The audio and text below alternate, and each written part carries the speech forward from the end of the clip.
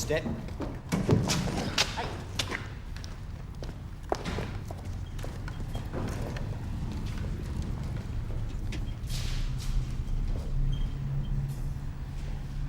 I must say, I'm very pleased with the way the atmosphere has changed over the last few years.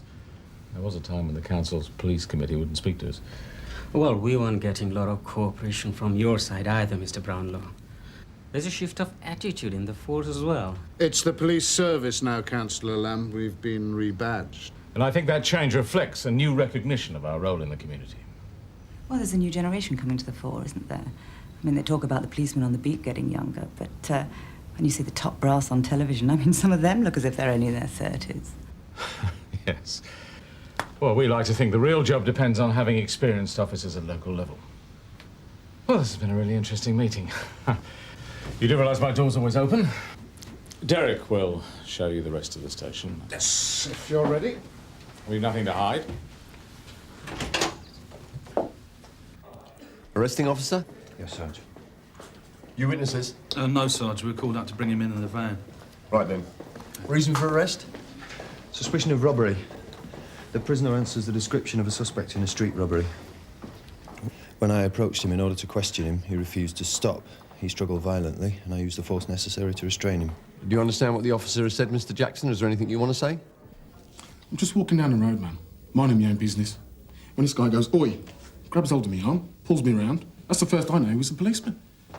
So he's shouting something about robbery. Never gave me a chance to say anything. I just went, get off. And he's twisted my arm halfway up my back and smacked my face against the wall. Do you want to say anything about the offence you were arrested for, the robbery? Don't you care? If you've got a complaint about your treatment, we'll deal with it later. What about the robbery? He's broken my nose, man. Look at the state of my We're going to shirt. get a doctor to look at you. Do you want to say anything about the alleged offence? How long have you been in your present post then, Mr. Conway? Oh, quite a few years now, Councillor. Isn't it time to move on? Yes, well, these things aren't for us to decide, madam. Must get a bit fed up doing same old same day after day. Oh, there's always something unexpected in this job. It's what keeps us interested. I've been battered by this. Well, let's get a cup of tea, shall we? I don't think they're quite ready for us. What's going on? In the interests of your own safety, please, I must insist. This way, just to the left.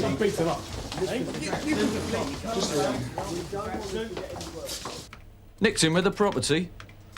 Outstanding, my old son. You've just bumped up the clear-up rate for street robbery by 50%. Van's on its way. Sierra Oscar 2 from Sierra Oscar receiving. Can you go to Canley Street and pick up 340 and a prisoner? Quick as you like, George.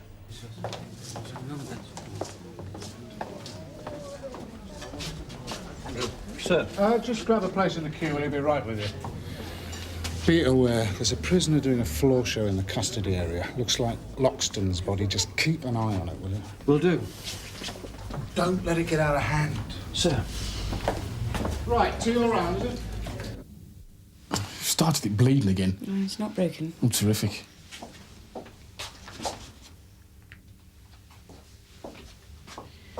Oh, any other injuries? Oh, that's plenty, thanks. Hold still, please. Oh! Your robbery suspect. Yeah. Bloke you got handy with. What about him? It's the wrong body. What? Yeah, Dave Quinnan, the actual perpetrator. Gear on him, bang to rights, hands up, all done and dusted. Well, I'm covered. I had grounds. I did the necessary. Yeah, but you can never recover enough, Stu. Yes, come in. Malcolm Jackson, Sarge. I hear the robbery charge is going to get blown out. It is, if another bloke did it. I should hope that's obvious. But that doesn't mean Jackson can walk, though. Oh, no? Assaulting a police officer. Well, you want another bite of the cherry? Well, of course, it's up to you, Sarge. You're dead right, it's up to me. Did you have any witnesses to him assaulting you? No. And do you have any injuries from him assaulting you? Something we can show the surgeon? Well, no, not really. But I made a justifiable stop. It was Jackson chose to make a ruck of it, and he lost. That doesn't put me in the wrong. There isn't any way we're going to make this stick, Steve. If I charge Jackson, the CPS will throw it out, and then it will look as if we're just trying to fit him up so as we can scupper his complaint. Jackson's complaining. He's going to talk to the governor about it. I'd tell him to get stuffed. Well, you would do, but the governor's going to try conciliation. He's going to try and allay his sense of grievance, make tactful expressions of regret. Sugar? Full.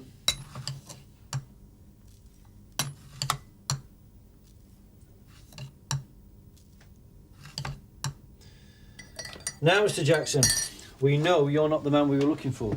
As far as we're concerned, you're free to go about your business. I'm sorry this has happened. You're sorry? If you need to call your family or your place of work, feel free to use a phone. And if it would help for me to have a word with anyone, I will. I don't need to phone anyone. You live a fair way from here. If it would be any help, I could arrange a lift home for you when you're ready. Yeah, all right then. That don't mean I'm not complaining. No, that's entirely up to you. I can fill in the complaint form right now. Or perhaps you'd like to talk it over with me before you decide. What's there to talk about? Let me be quite open with you, Mr. Jackson. There are two ways this could go. One is a formal investigation in which you're interviewed by officers from the Area Complaints Department, and they also interview PC Loxton. They decide whether the matter goes forward to a disciplinary tribunal and whether it should also be considered by the Director of Public Prosecutions. They might decide there's no case at all. That's garbage, man. I was done over. Look at the state of me. Well, they'd have to decide on the evidence whether he had good grounds for stopping you, whether he approached you in the proper manner. I keep saying, he just grabbed hold of me right out of the blue. I know what you've said. I'm explaining how an investigating officer will have to look at it. Also, they'll have to decide whether the officer was using necessary force. Well, the answer's no. But you must understand, they'll listen to your side of the story and they'll also listen to his. And they may end up accepting PC Loxton's version. Now, I don't know. It'll be totally out of my hands. I mean, I'm innocent. You've just said so. Yes, we know that now, but the question is whether there were good grounds to stop and question you then to establish whether you were a suspect. And if there were, and you failed to cooperate and resisted arrest, then reasonable force could be justified. If that's the finding, you'll have got nowhere, I'm afraid. And how long does all this take? It could be a matter of months. I'm not saying this to put you off, I'm just being straight with you. If something like this happens, man, it ought to be put right, you know? Well, we can't turn the clock back. But how about if we pay for getting your clothes laundered? I can put that through right now, out of petty cash. I'm not signing my rights away. And nobody's asking you to. We'll take care of the laundry, whatever you decide to do. Thing is, if I don't complain, your blokes get the idea they can just do what they want. Anybody under my authority who thinks that gets his ideas changed very sharply, Mr. Jackson. As I said, if it's a formal complaint, it's out of my hands. But if you want to leave it with me, I can assure you that the officer concerned, and all my officers, will be reminded of what's expected of them by the public and by me. I don't know. You don't have to decide here and now. You can go home and think about it, see how you feel. Yeah, and I'll do that. About that, lift home? No problem. Our visitors off the premises, are they, Derek? Almost, yeah. I think they got a fair idea what goes on, don't you? Yeah, well, we'll see, won't we? Ricky Douglas. Isn't he a pal of yours? Yeah, I know him. Why? He's been made up to commander. What, were you constables together? No, I was his sergeant when he was a probationer. Funny old world, isn't it? Well, that's all in order. We're fireproof as far as Jackson's detention is concerned, I take it. He'd received proper treatment once he got here. Any views on the arrest? Ah, I wasn't there. I'm not asking for evidence, Bob. What's your opinion between ourselves? Well, Loxton isn't a maniac. He wouldn't get heavy just for the fun of it. So you'd accept that it was necessary force? Oh, that's a different question. Another officer might not find it necessary. Well, chances are it'll all blow over. You don't think Jackson will proceed with the complaint? I think he got it off his chest talking to me. I think he'll be glad enough to get out the nick and put it all behind him.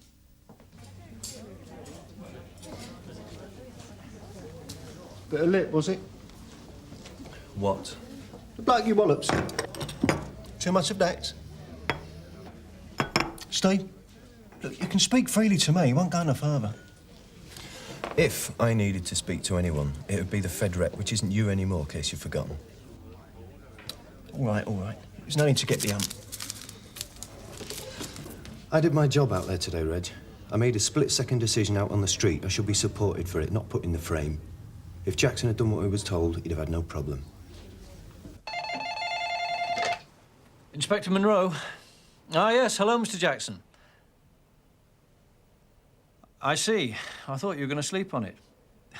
Well, of course, if that's your decision, if you'd like to come back to the station and complete the official forms, we'll go ahead and process the matter as a formal complaint.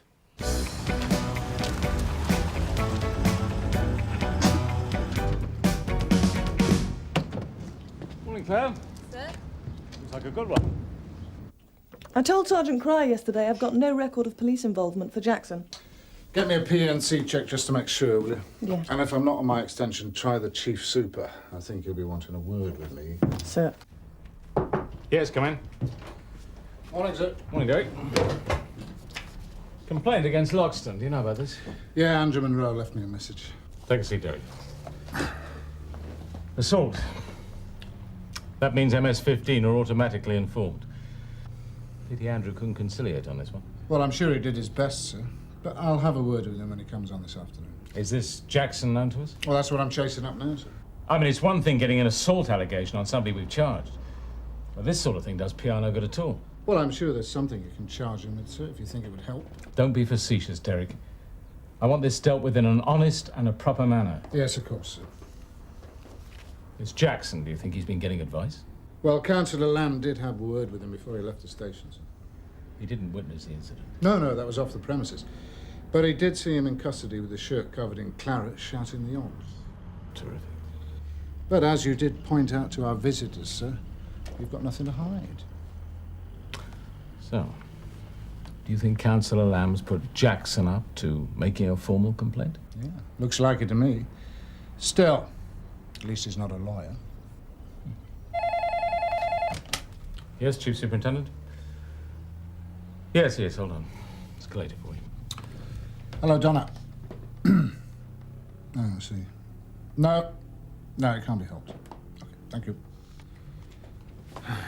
Jackson's clean. Down. May I? Yes, of course. You see, on the basis of this, I wouldn't have thought that area complaints would have found against Loxton, especially if he keeps his front up. No, they may not. But if Jackson's been getting legal advice, he may bring a civil action. That puts the Metropolitan Police in the frame with a lower standard of proof. And Sunhill won't earn any brownie points by letting the job in for 20 grand's worth of damages.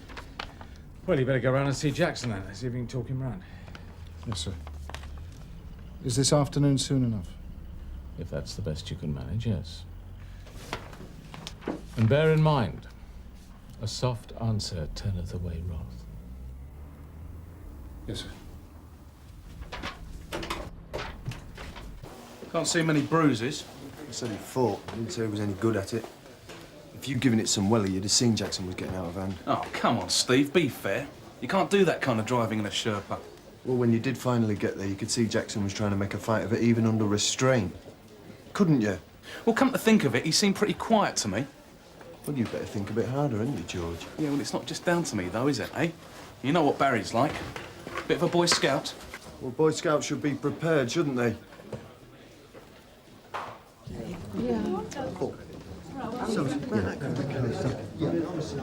Steve. Sir? Thought I'd let you know Jackson's making a formal complaint. If it's not talked out, you'll be due for a Form 163 detailing the allegations against you. I see, sir.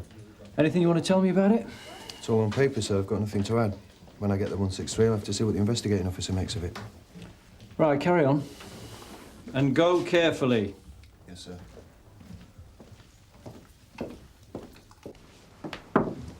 Jackson business, Andrew. Oh, yes, sir. I'm just on my way to see him now. You didn't manage to work the Oracle, apparently. I put the position to him fairly and squarely, sir. What do you make of him? A man with a grievance. Whether it's justifiable is not for me to say. Yeah, I know all that. I mean, what am I dealing with? Is he a chancer? Is he a groucher? What does he think's in it for him? Those questions didn't arise. For what it's worth, once he'd calmed down, I had the impression I was dealing with a reasonable man. And Loxton swears blind it was reasonable force. At least Jackson's willing to talk, which suggests that he hasn't been nobbled by a brief. Yeah, well, I'm not so sure. He might be perfectly happy to waste my afternoon leading me up the garden path and then clam up about a case. It probably won't come to nothing. There's no reason why it should. I mean, there's no witnesses. If there were witnesses, George, they'd back me up. Well, yeah, sure. If it gets that far, they'll probably talk to you and Barry. Oh, hold on a second, hold on. We didn't get there until after. We told Cryer that. Yeah, but when you did get there, you can see Jackson was still struggling, trying to make something of it. That corroborates my version.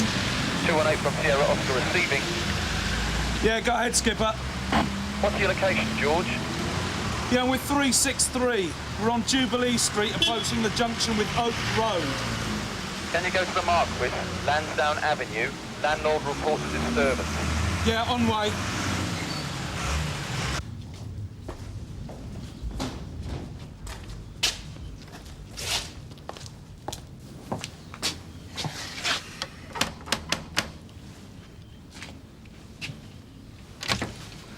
Mr. Malcolm Jackson? Yeah? Derek Conway, Chief Inspector at Sun Hill. Pleased to meet you. You better come in then. Thanks very much indeed. Just,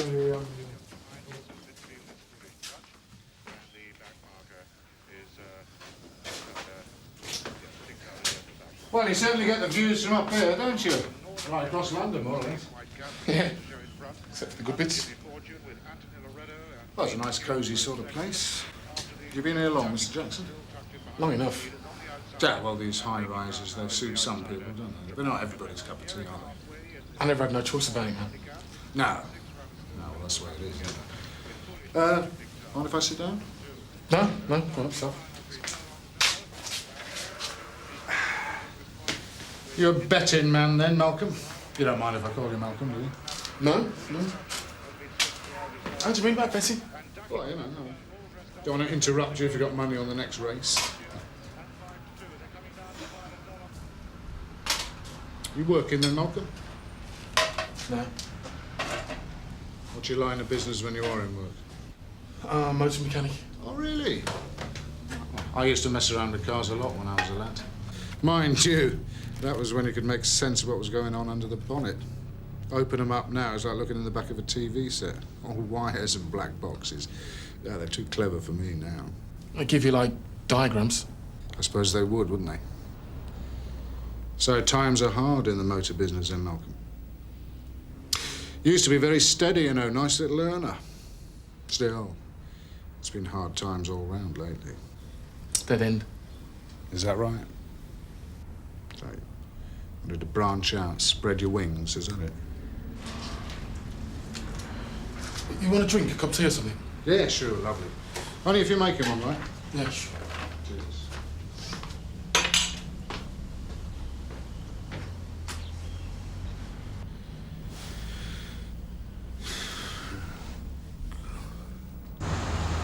Take it easy, George. You know what they're like down the Marquis? They soon to punch out or build on each other. And any luck, they've sorted themselves out by the time we get there. Is that milk off? No, it's fine, thanks. Forget how long it's been open. When there isn't a woman around the place, things get a bit out of hand, you know. You're on your own then, Malcolm? Yeah. Mrs. went off, like. Got any kids? Little boy. Yeah. Talking with her. I bet you're missing me. It wasn't working out. Yeah, I do miss them, I suppose. I know I would. Can't live with them, can't live without them. This all tied up with the job situation, was it? Well, I suppose it was, really. You see, like, I'd done a few years as a mechanic and I thought, I could move up here. Like, service manager, all that. I just wanted the chance. Governor wouldn't have it, though. Kept stringing me along with promises, you know. Oh, I know. Believe me, Malcolm, I've been there. Yeah? Well, I got you with all that. I went off, started my own little business. Back street, in a lock-up. It's all right when there's money about, but when that dries up, you're the first of the wall. Sure. Went bust, didn't I? Couldn't keep up the mortgage. Moved in here. The old lady couldn't hack it. But, you know, that's life. Just got to keep going, I suppose. That's it. You ever been involved with the police before, Malcolm? No, never. But you never want to again after this little lot, eh? Well, I don't know about that exactly. Look, I make no bones about it, Malcolm. Incident like yours, it's bad news all round. Look, I know we gave you a bad time. Done a lot of damage to whatever good opinion you might have had of us. Now, whether that's 100% our fault is not the issue. The damage has been done. The question you have to consider is what you want to go some way to putting things right. You know, I just want this bloke Loxton sorted out. When you say sorted out, look, if this investigation comes down on your side all the way along the line, Loxton will probably get the sack. Is that right? And I don't need to tell you what that means to a man with a family. Do I, Malcolm? So you can see. He could be suffering the consequences long after you've got over this unfortunate incident, if you take it through to the bitter end. There you are! You report a disturbance? A disturbance? They're having a right old ding-dong. Names? Oh, well, they're not regulars. You sure about that? Oh, yeah. I don't know any of them. Customers like yours, I'm surprised you don't use plastic glasses. Or a trough. Just like the back of the boat.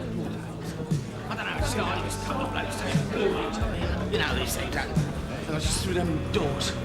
I'll get them back on.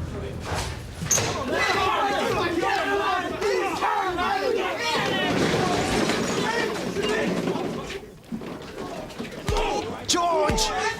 363 to all units. Urgent assistance, Marquis backyard.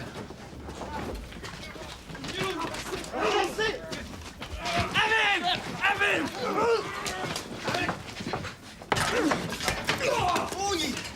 That's it, come on! Nearly there. Marquis backyard next left, isn't it?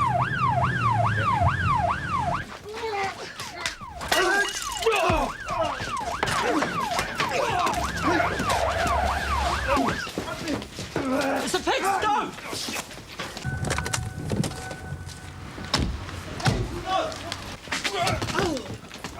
All right. Had enough, have we? Yeah. On your feet.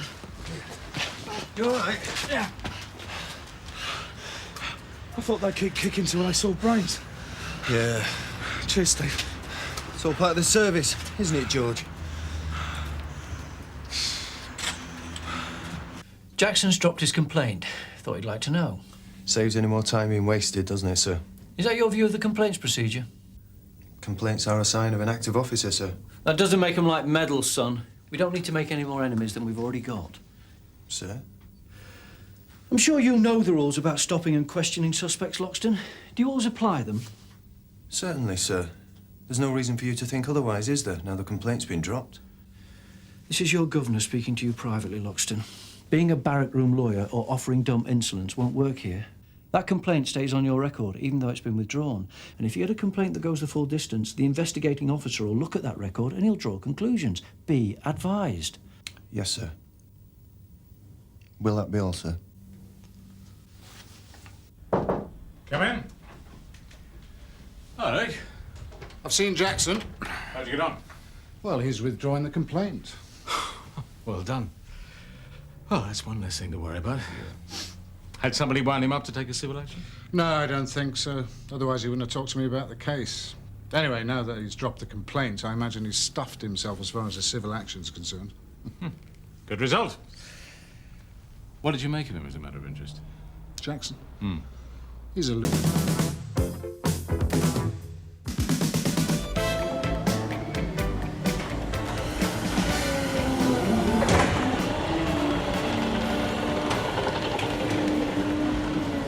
Security guard, name of Maydell, discovered them about 3 a.m. and he reckons they were away 20 minutes later, no more.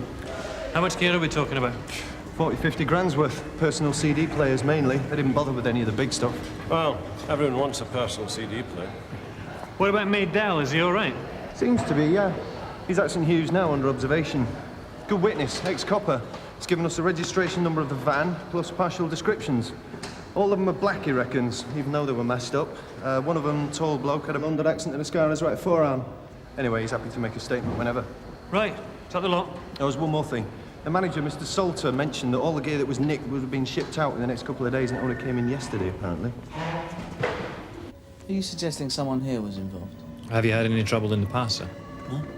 Apart from the usual petty pilfering, but nothing serious. In fact, it's been getting much better lately. Right. It's only routine, but we will be wanting to interview everyone. I know some officers consider complaints of harassment as simply an occupational hazard. But even the most cynical copper would, I think, agree that 4 in 1 week is overdoing it. Sir, if you look at the people who've lodged the complaint... Carver, if I thought for a minute there was anything in these complaints, we'd be talking serious disciplinary action. But I'm satisfied you're not the sort of policeman who'd abuse his authority. I just don't want any more complaints this month. Is that understood? Yes, sir. Right, that's all.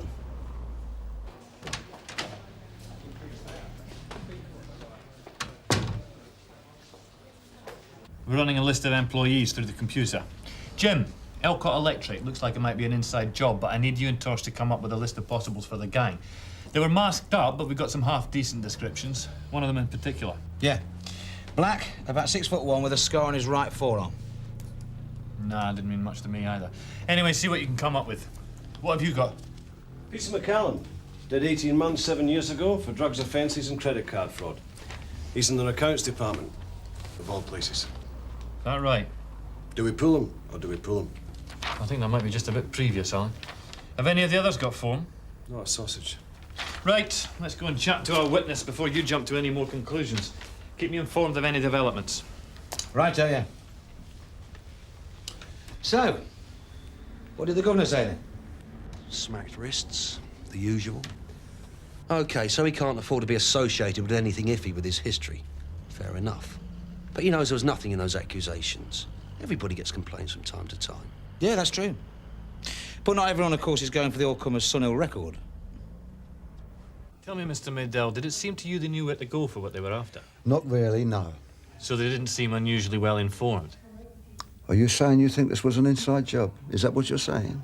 Well, one of the employees has form. Don't you think you're jumping to conclusions a bit fast there? So they weren't unusually well informed? I know you're sort of copper. You can't see past someone's form, can you?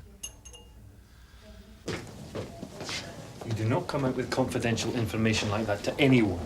I don't care if he's an ex-commissioner. Is that understood? It's understood. Make sure it is.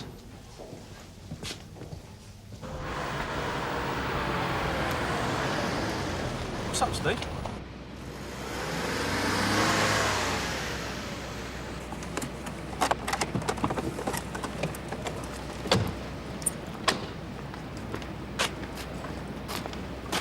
What was the number of the van used in the robbery? Hang on a minute, I can tell you. Yep, this is the one. I get the distinct feeling you're keeping something from us, Mr. McCallum, but then you were economical with the truth when you filled in your application form as well, weren't you? If I'd told Mr. Salter about my record, he wouldn't have given me the job. Can you tell him now? I see no reason to, as things stand. Just that there should be no reason for you not to cooperate with our investigation. What do you mean? We'll want to search your home. Of course, we could get a warrant if necessary, but I hope it won't be. Don't seem to have a choice, do I? I think that's a yes, Sarge. How about this one? Christopher Fanshawe, 28 years of age, 6'1", distinguishing characteristics, scar on right forearm. Form? Burglary, burglary, and burglary. Donna, you're a marvel. What do you reckon? A quick look at the van and a word with Mr. Fanshawe? Yeah.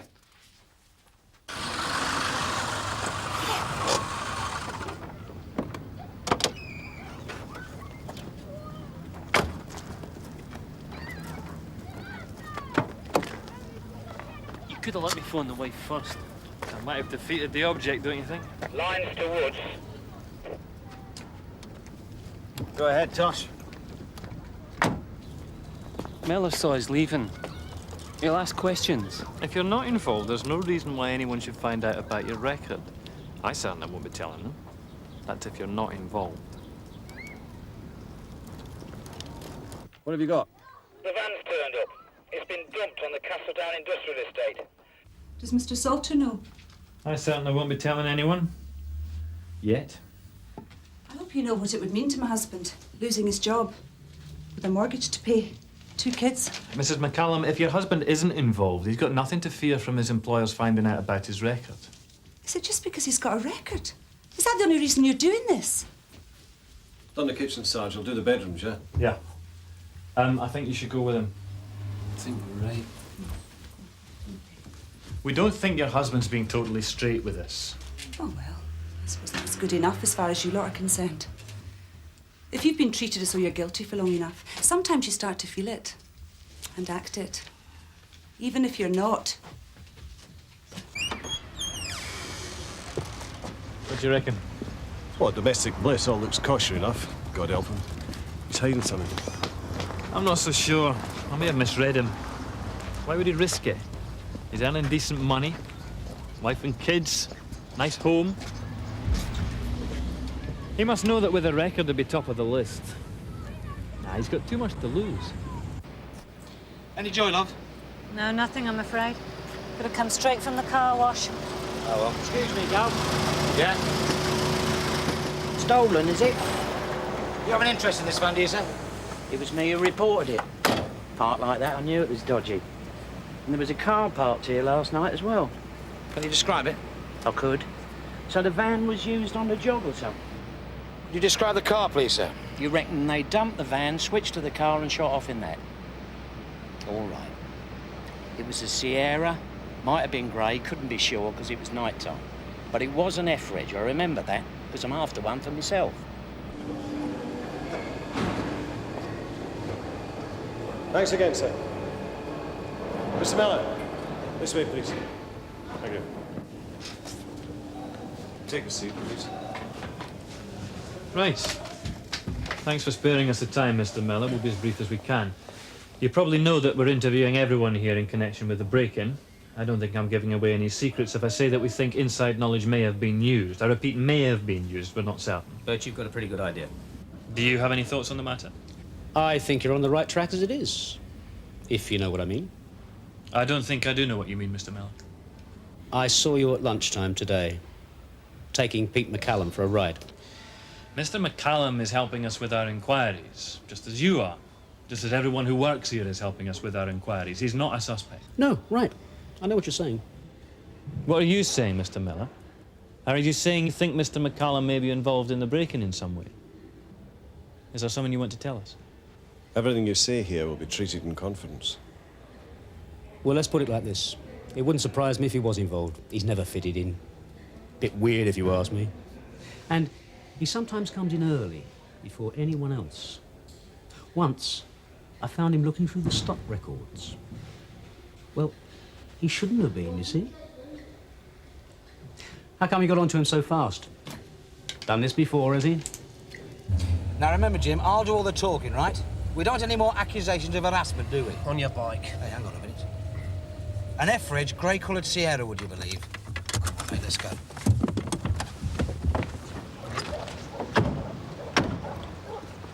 Mr. Fanshawe? Yeah, who wants to know? Well, I'm Detective Constable Carver, son of CID, and this is DC Lyons. Hiya. What is it this time? Well, we're investigating a burglary. Could you tell us where you were last night, please, sir? You're joking, aren't you? No, I'm not joking. Just answer the question. I'm not saying zip without a solicitor present. Look, your car was seen late last night in Downs Road, parked next to where a van that was involved in the burglary was dumped a couple of hours later. Where'd you get this stuff? Were you driving your car last night? I'm saying nothing. Look, it's in your own interests to answer these questions. Now, if you weren't driving, who was? Don't you ever listen? Mouth. Right. I'm arresting you on suspicion of burglary. You don't have to say anything unless you wish to do so, but anything you do say may be given in evidence. Now, do you understand? I think I'd like to get in touch with my solicitor. Come on.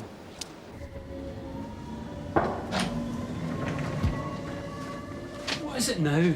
Just one or two questions. It won't take long. Do you often come into work early? Sometimes. When there's no one else around? You've been talking to Bernie Mellor, haven't you? Bernie doesn't like me, but that's the way it is. I've tightened up the procedures in the stockroom since I've been here. And that's cut down on the various fiddles that were going on before I arrived. Bernie just wants to see me out of the way. I bet he was telling you that he caught me going through those stock books, isn't he? That's what it is, isn't it? Well, let's ask Mr. Salter. Have we tightened up the procedures in the stockroom in the past couple of months? Yeah, it's been a great improvement. Could you spare a few moments, Sergeant? Thank you. You seem to be paying a lot of attention to Peter McCallum. No more than your other employees. Well, I understand you drove off with him in your car at lunchtime today. Mellor. So, why all the attention? Is it because of his criminal record? You know about that? I do now. Excuse me. So, what have you got to tell me? This doesn't concern you. So much for confidentiality, eh? What does this criminal record involve? Drugs. I had a drugs habit a long time ago. Great. How long ago? 8 years, but I haven't touched anything since. Credit card fraud. Fraud? Oh, brilliant. Hey, you wouldn't have told me about this, would you? I've got an ex-con working in my accounts department and you'd have kept still. Well, support your local police, rock and roll. It's just because he has a criminal record that we've checked him out more thoroughly than your other employees. And we've found no evidence to suggest he was involved in the break-in. None whatsoever. What, are you saying he definitely wasn't involved? At this stage, I can't say that about anybody here, including your good self. You should have told me about his record. Not our business to. He's in a position of trust here. And as far as I understand, you've had no complaints about his work since he's been here, am I right? I should sack you on the spot. But you'd have a problem finding anybody half as good to replace me. If it turns out you are involved, I'll do you.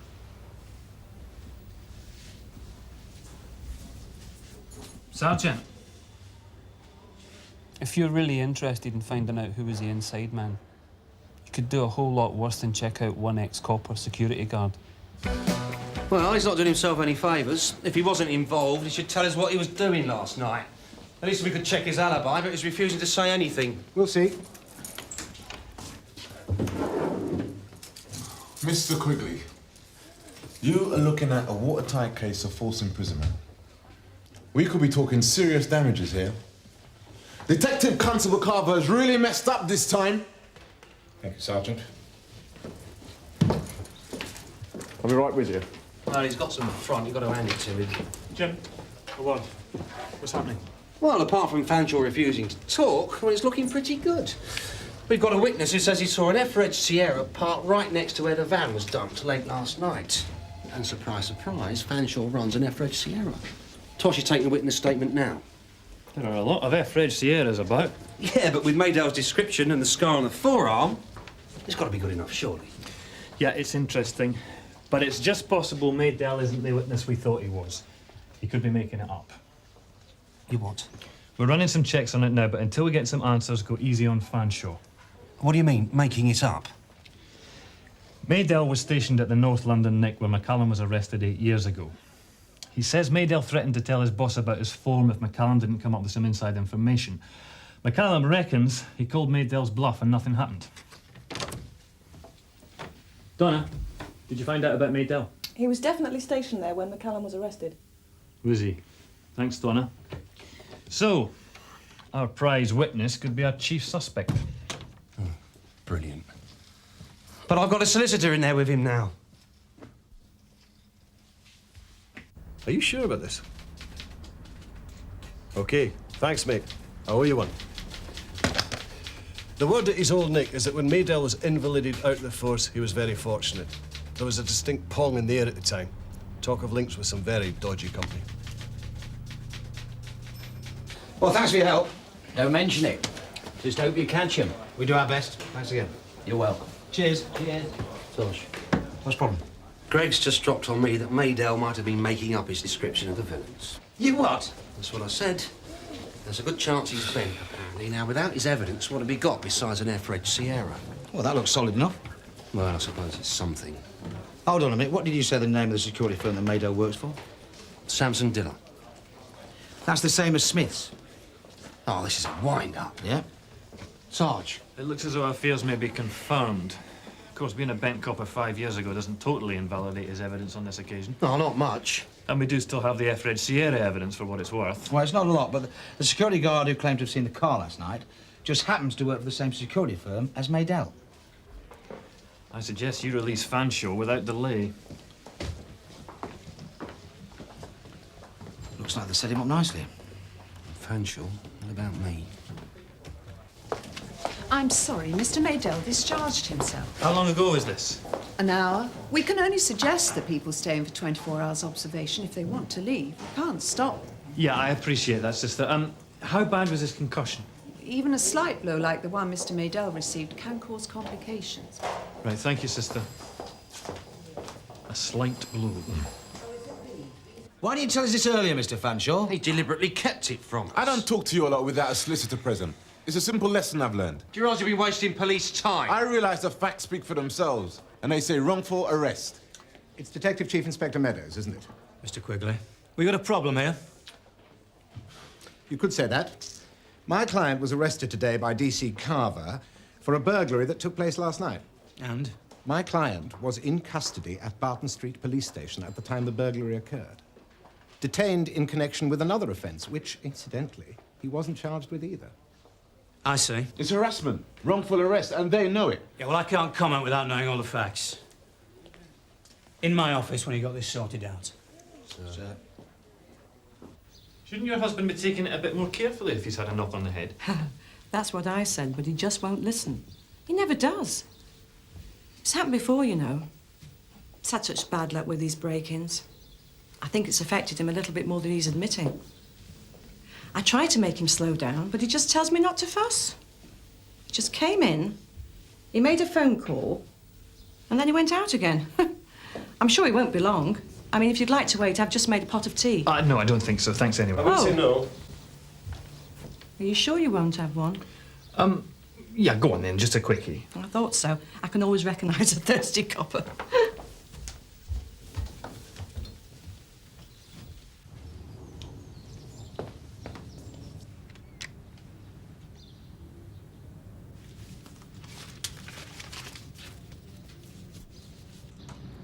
Thank you.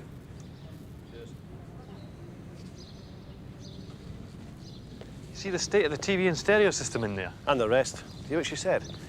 He's had such bad luck with these break-ins. Poor woman. I wonder who he got to hit him over the head. He's been pulling this scam for years.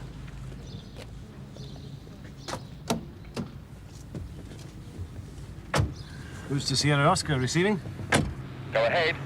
Could you contact the SO1 Reserve and get a phone number ID'd for me, Sarge? Suspicion of aggravated burglary. What is it, over? The number is 081-858-5010. Repeat, 858-5010. Over. Understood. Stand by. Giving us the genuine registration number was a nice touch.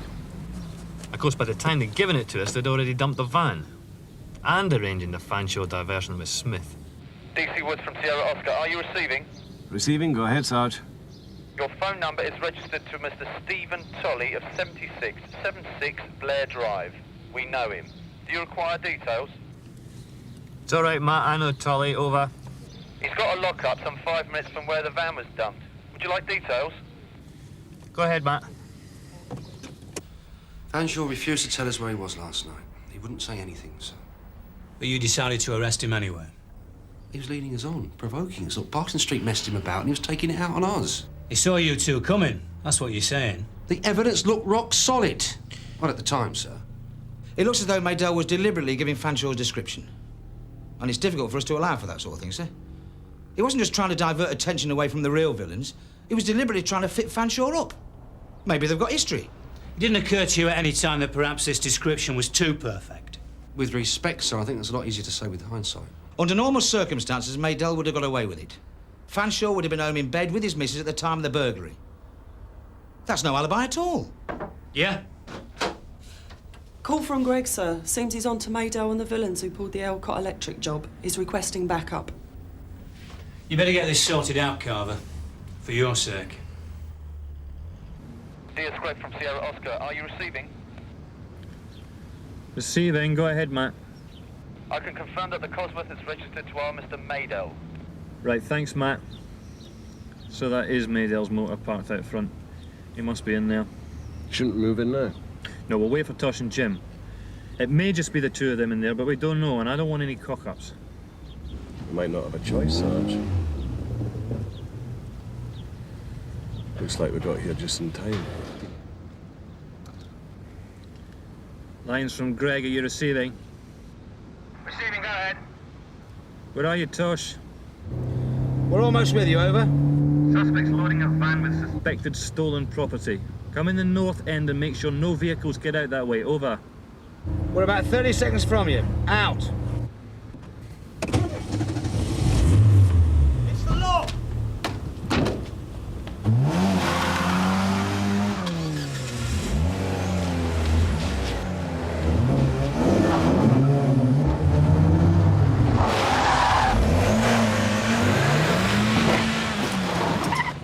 Get me down!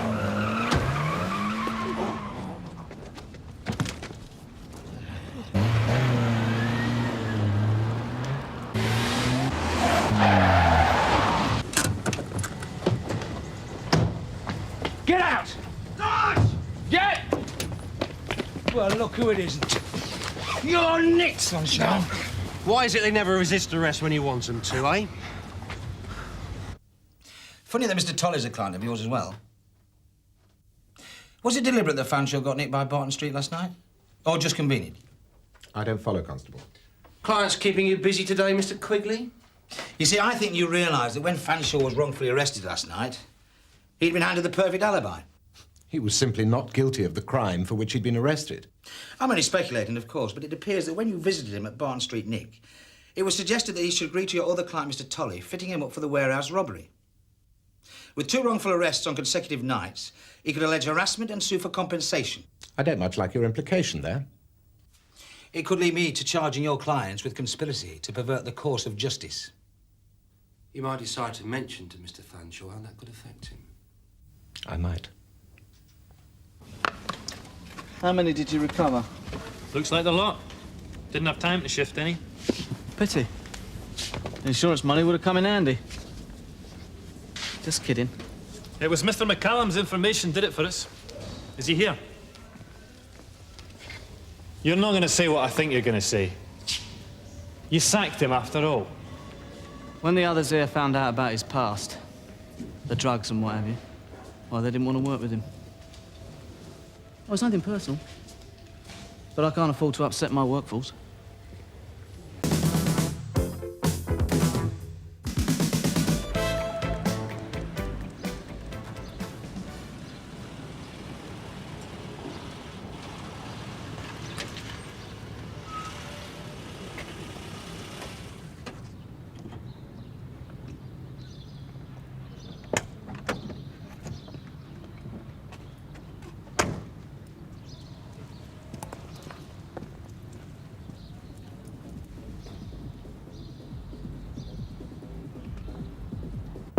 Yes, come in. A copy of the latest report from the Cockcroft Estate Community Consultative Committee. Oh, good. Anything I should be aware of? There's a chapter and a graph showing our lack of ability in responding to the increased crime rate, sir. Apart from that, it's the usual. Paul Foster calling for increased accountability? I believe the chapter heading this time is Consultation and Cooperation. Okay, I'll get it. Hello. Bob, thanks for coming. Come in. Come in. Yeah, I didn't tell him you were coming, or he'd have stayed away for his lunch. Typical student, always on the scrounge. You off duty? Do you want a beer or something? No, I'm all right, thanks. I've got to get to work. Right. Well, it's like I said. He's an awkward little so-and-so. Doesn't take a blind bit of notice of anything I tell him. I'm sure he'll listen to you, though. After all, you're the expert. Oh, I don't know about expert. Well, I'll have a word with him, show him the leaflets. You haven't met James before, have you? No, I haven't. Prepare yourself. James, I've brought someone to see you. If you could stop stuffing yourself for 5 seconds. What? This is Sergeant Cryer. He's come to have a word with you. Hello, James.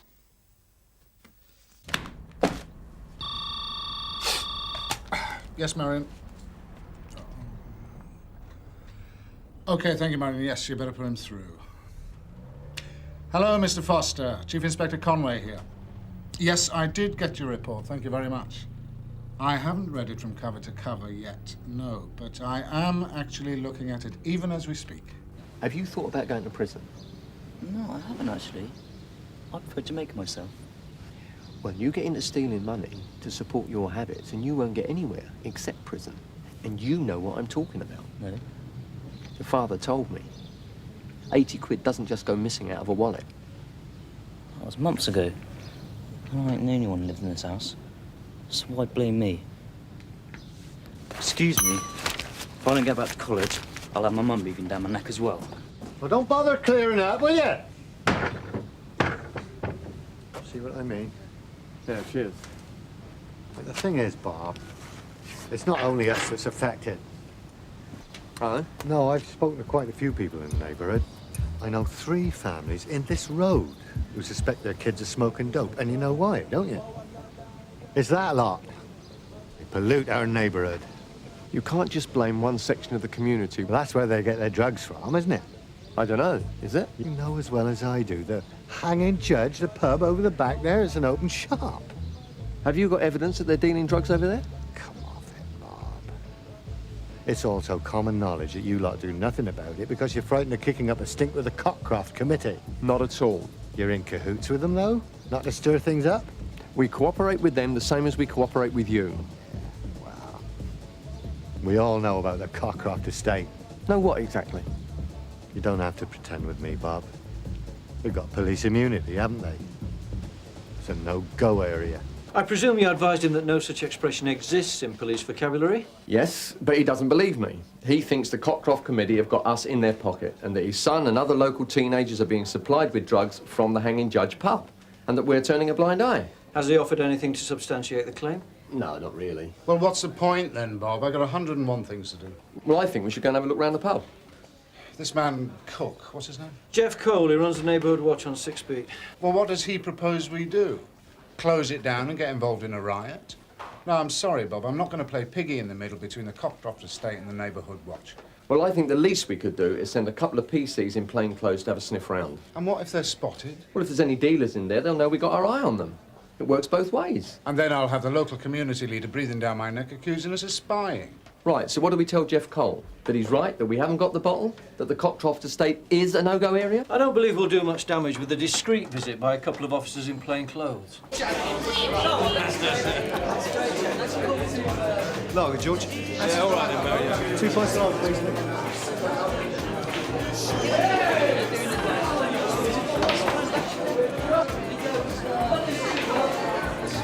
Fancy chancing your arm then, pal? Yeah, why not?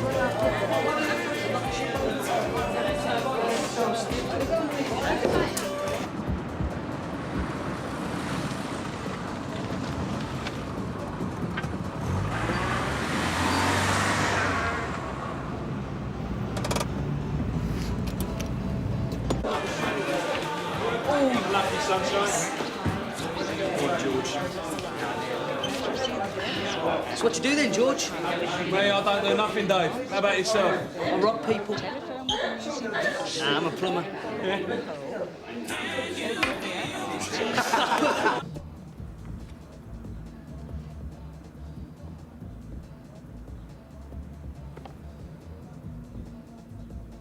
Sarge, I've been thinking. They've been in there over an hour now. Yes, Reg. Well, you don't think they've succumbed to temptation, you know, got involved in a session? Fancy a drink, Jim? Okay. Yeah, Sammy, mate. How about you, bud? What's your lager, Tony, 2 lagers, please, mate. Fancy a drink, George? No, you're all right, thanks, dog. Come on, mate, what's your poison? No, you're all right, serious. Tell the truth, I'm a bit more into smoke these days, do you know what I mean? Damn again. Do you want a score?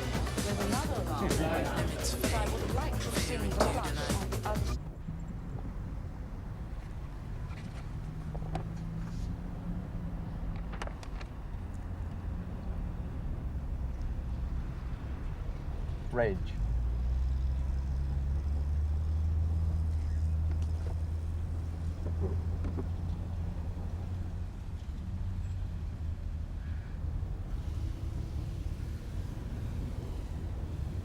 I don't believe it. You, Jim? Might be. Dave and Cole said you might be able to get some gear. How much do you want? Depends what it is. Black. It's the stuff, man. Yeah? Well, look, I've got the cash. I'll take as much as I can lay my hands on. I'll get you 1.5 ounces. 160 quid. You won't find a better deal, man. 150. I see the cash. Yeah, well, it's in my wallet in the bar. You always leave your money lying around the bars, do you? Or what do you think I am, thick or something? You're right, Jim.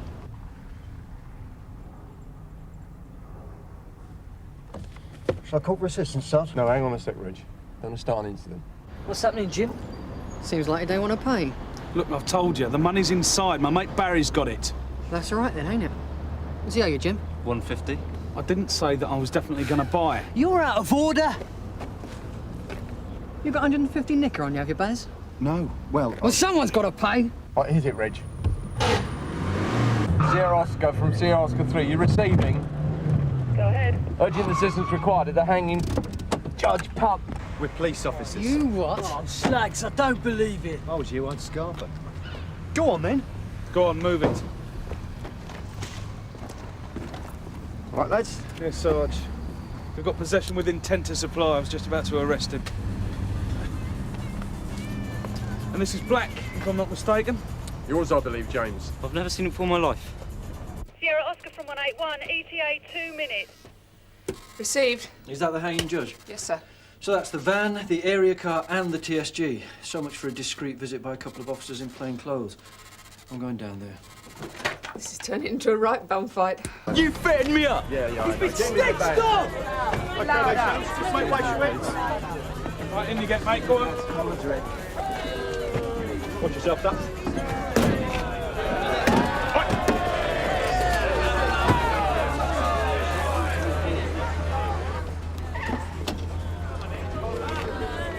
Sit tight and I'll find out what the position is.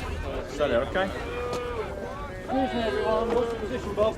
Well, George and Barry have arrested James Cole for carrying drugs, and their locals haven't taken it too nicely.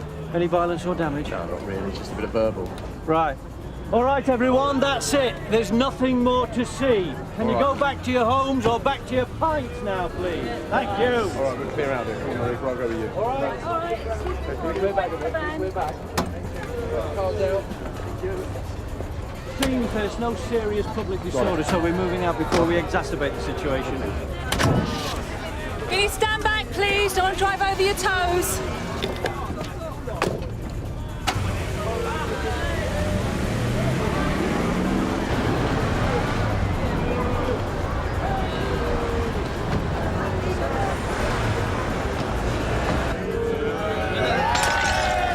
So how many arrests?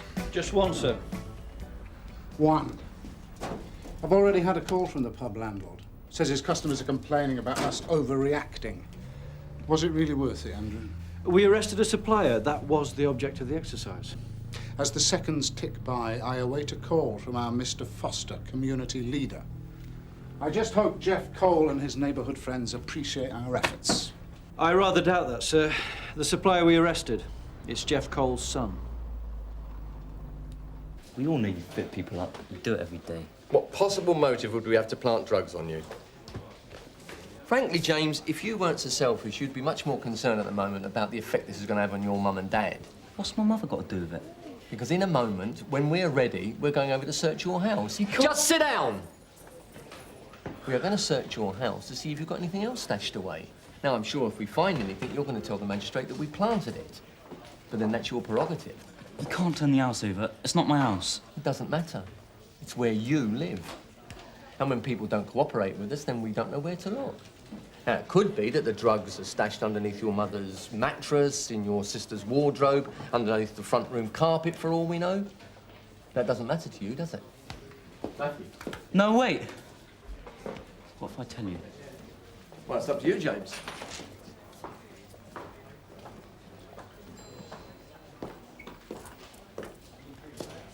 My mum. I don't want her upset. Well, of course, if you cooperate, it's going to make it a lot easier for everyone, isn't it?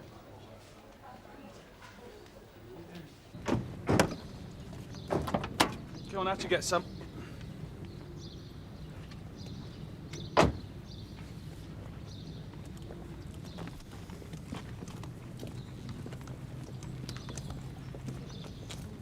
You got a key?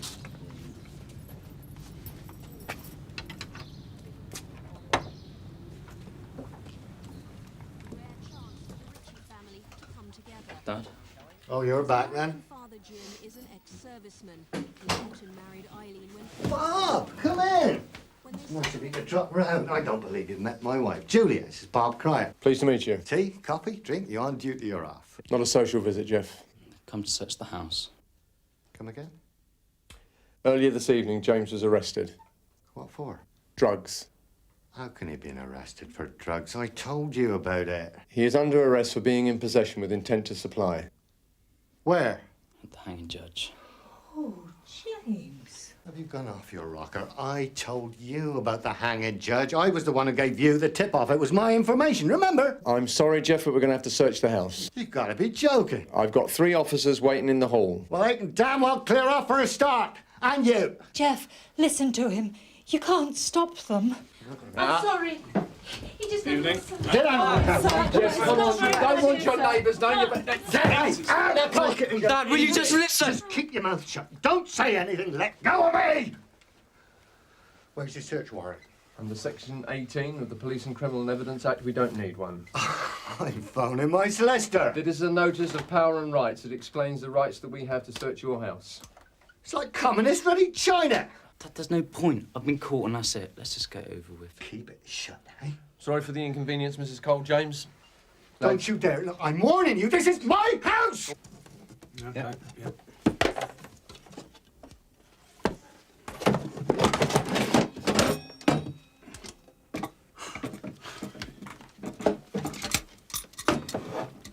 Not bad then.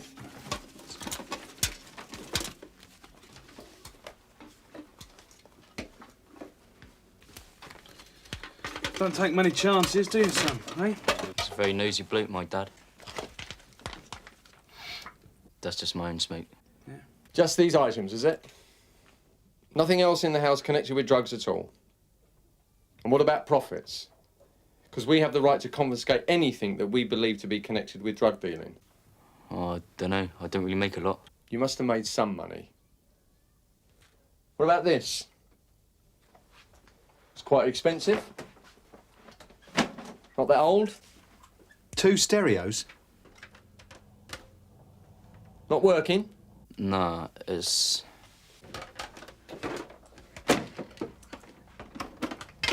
Got anything else tucked away? There's nothing else. Honest, that's it. Just my clothes and that's all. There's nothing else in the house that's anything to do with me. Honest.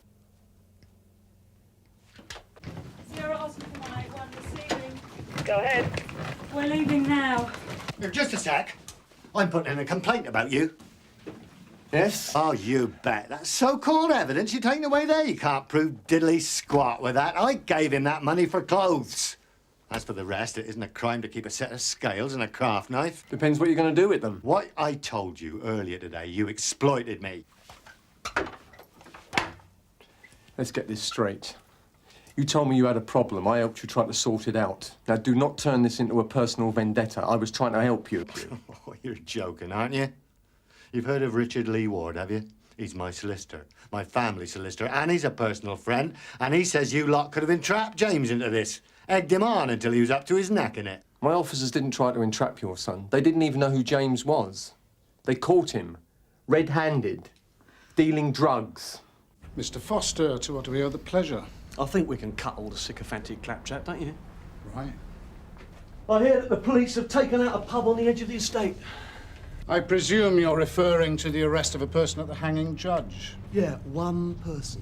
Talk about using a sledgehammer to crack a nut. And in the next breath, you'll be wanting involvement in the community, sector policing and all that guff. I mean, you can't have it both ways. No. Evening.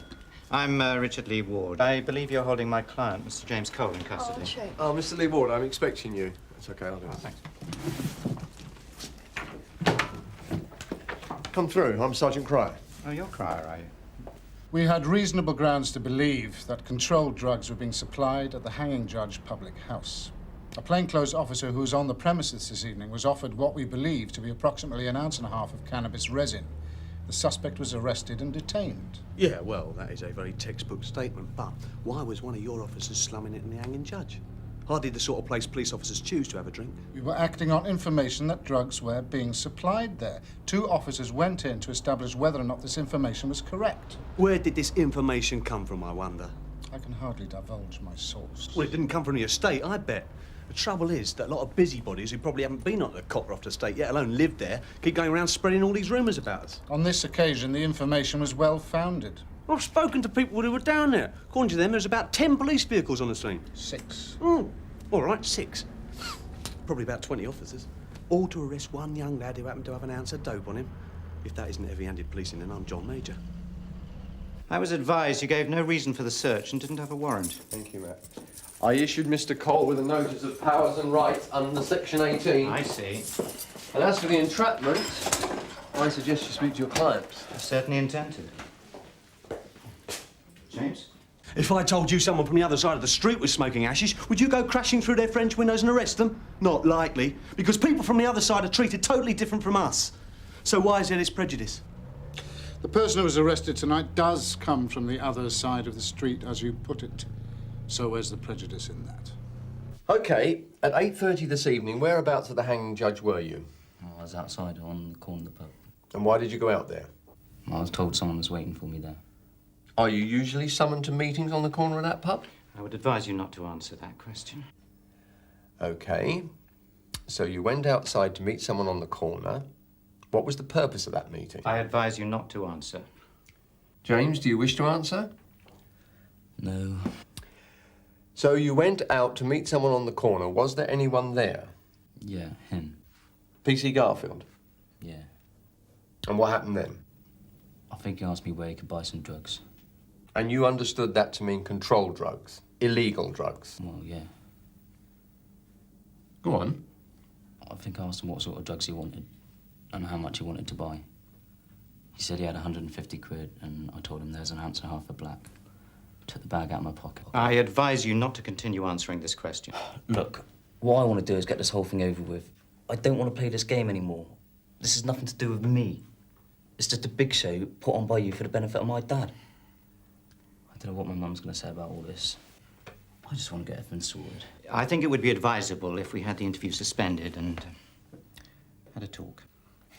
What do you think? Who, me? Oh, I'm not here to advise you, James. That's what your solicitor's for. He came round to my dad's house today to give me advice. What if I just tell you everything I've done? I would advise strongly against it. Would it do me any good? Well, without being specific to your case, when people cooperate with us, generally it is reported in the notes of the CPS, and usually it's looked upon favourably by the courts. I'll go with that. There you go. Thanks. Yes, I can help you. I'd like to see a senior officer. Well, the duty inspector's not here at the moment. Sergeant Cryer's out No, on release. I most certainly don't want to see Cryer. I said senior officer. I'd like to see the chief inspector. Can I ask what it's about? Yeah. Police corruption. I stole the 80 quid from his wallet to buy my first batch. I knew he'd noticed it had gone, but I thought, what the hell? So you stole the money to set up a drug dealing business? I was skinned. I'd already got to pay for some new shoes. You know what he gave me? A lecture on how hard he's worked to get where he is today. I work hard. I study hard. But I can't live off fresh air alone, you know what I mean? So I'll buy 2 or 3 ounces of blue, sell it off in 8s. It's a damn sight better than crawling to him every time I need some cash. All I ask, Chief Inspector, is even-handed treatment for the estate. After all, you have neighbourhood watch schemes. Isn't that all about taking responsibility for one's own community?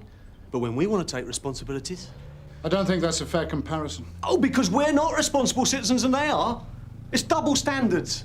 You can't stand there and tell me that the police aren't prejudiced. You bring me a specific case of prejudice and I give you my assurance I'll investigate it. Well, this is what you say. But we're told that it's our police service. But at the end of the day, you're not really accountable to anyone, except yourselves. And that is the trouble. You are not accountable. That's all the property. Did he give you any trouble? Nah. Easiest confession I've ever heard. Even volunteered the name of his supplier. Tell you what, if every case was like this, I'll offer be a dollar. Yeah. Is the chief inspector free yet? Not yet, no. Thanks. Richard, what the hell's going on? He's made a full statement. You did advise him, though, did you? I'm afraid my advice was considered irrelevant. You're for the high jump, mister. Yeah? I'm here to see your chief inspector about you. You entrapped that lad. Didn't dare nick any of the yobbos off the estate, did you? This lot, them off the estate, they're like peas in a pod. You are corrupt, and I'm going to prove it. Well, that's up to you. You're damned right. And I think we can take my son's statement with a pinch of salt. Presumably that was screwed out of him. Jeff, your son made a confession. Well, of course he did, with a size 10 boot aimed at his head. You're entitled to make a formal complaint, but I'm going to have to ask you to moderate your behaviour. If you just calm down for a minute. James made a complete confession of his own free will. I tried to advise him, but he decided, and I mean he decided, to say what he did. Sergeant Cryer put no pressure on him. Nobody used thumbscrews or irons. James decided. But why? Ask him. He had his reasons. You could have got him off. I thought you had things under control. Sorry, Jeff. I'll waive my fee. I thought we were friends. Sergeant Cryer. I don't need him. I'll use someone else or 2 a penny. I'm sure you will. Mr. Cole, I'm Chief Inspector Conway. You wanted to see me? Jeff Cole. I believe you're the man who can sort out complaints.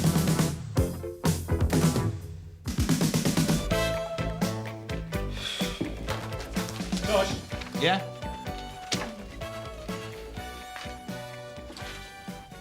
Yes, Gov. What do you remember about Keith Grounds? He's a burglar, isn't he? Got sent down about 2 years ago. Almost 3 now, and he's getting restless. I've just had a call from the prison security. He wants a meeting. What for? He won't discuss that with anyone but you. Anyway, it's urgent, so can you go and see him this afternoon? Take Alan Woods with you. Why me? I got him put away. Exactly. So he knows he can rely on you. And finally, take a good look at the new arrivals that Don has assembled here. Alex Stoner, Michael Brown, Steve Moore, and Jane Ensack. Get to know them. Remember, the best form of police work is preventative. That means knowing the faces on the patch. Right. Let's get to work. Ooh, ugly-looking scrow, isn't she? Donna's not running a dating agency. Here, Donna, you busy this afternoon? Busy, Reg? No, I'm just the local information officer. Off to make myself a cup of tea and settle down with the crossword. Yeah, I know what you're saying. I was a collator myself for years, wasn't I? No one ever appreciates the work you do. Not in your case, Reg, because you don't do any work, do you? Now get out on the beat, will you? Oh, sorry, Sarge. I was just wanting to book some time with Donna. To glean some information, so to speak. Meaning what, exactly? Oh, an informal interview, Sarge. You know, in my capacity as a journalist. What about the other two geezers involved in the burglary with them? We couldn't prove a thing. Because Crown's never said a word. That's my point, you see. If somebody wants to do a deal, they usually want to do it before they get to court. Grounds never did. Even though he was staring at a 7-year stretch. Right. You was scared, maybe? Nah. And it wasn't as if he had nothing to lose. Had a home, wife, kids. She was with him from the moment we arrested him. He adored her. But he still never grasped. Hello, mate. DC Lyons, DC Woods, Sunhill CID. To see the Assistant Governor, please.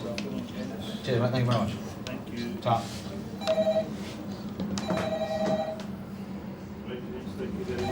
Thank you very much, Ta. Cheers. Thanks a lot.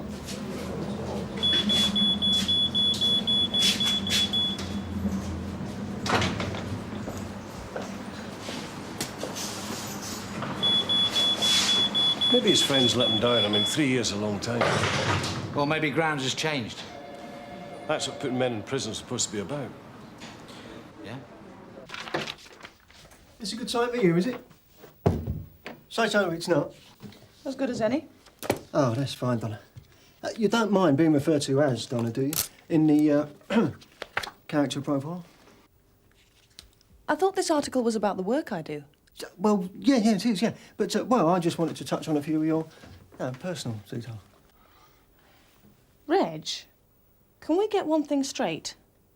This interview, it's not some roundabout way of trying to chat me up. He's not a difficult man, is he? Yes, recently. Obsessed with getting a transfer. Is he getting picked on? No, I think it's domestic. The wife moved to Derbyshire last year. Grounds wants to go too. Wanted me like a man possessed. But he's one among hundreds. There's nothing special about his case. Is that what he's hoping to get out of talking to me? I should think so. And if he's cooperative and turns out to be useful, then maybe we can bring the transfer forward. Does having all this information at your fingertips give you a feeling of power? Not at all. Makes me feel a bit spooked being surrounded by all them villains, especially knowing all I do about them. But so long as I've got them pinned to the wall, I know I've got them in their place. Pinned to the wall. Oh, that's good. That's great with my last sentence. Well, smashing. Interview terminated. Thanks a lot, mate. Cheers. Right. Thank you. Cheers.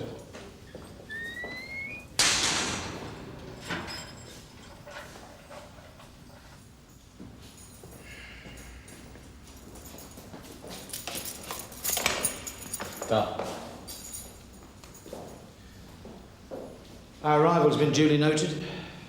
You mean the red band? Yeah. Word will be halfway around the prison by now.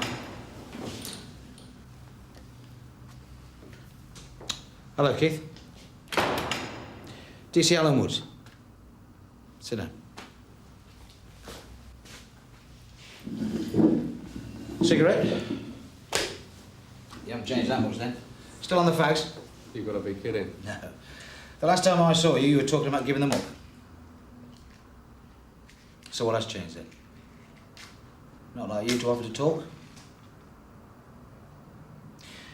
Life in here against you, is it? Harder than you thought? I heard about your wife moving up north. Till you give me a promise, you're going to give me a transfer. I'm saying nothing. It's all right, kid. Just slow down, slow down. Now, just tell us why you want to see us. Is it because Lynn's moved away? Where's she gone?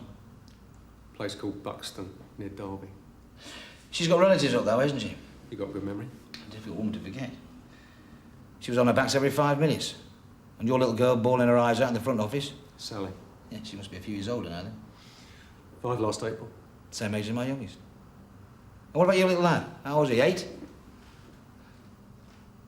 So your family's all well, then? There's no sudden illnesses or anything like that? They're fine. Why'd she go? I told her to. Really? Not her punishment, is it? She had to start thinking about herself.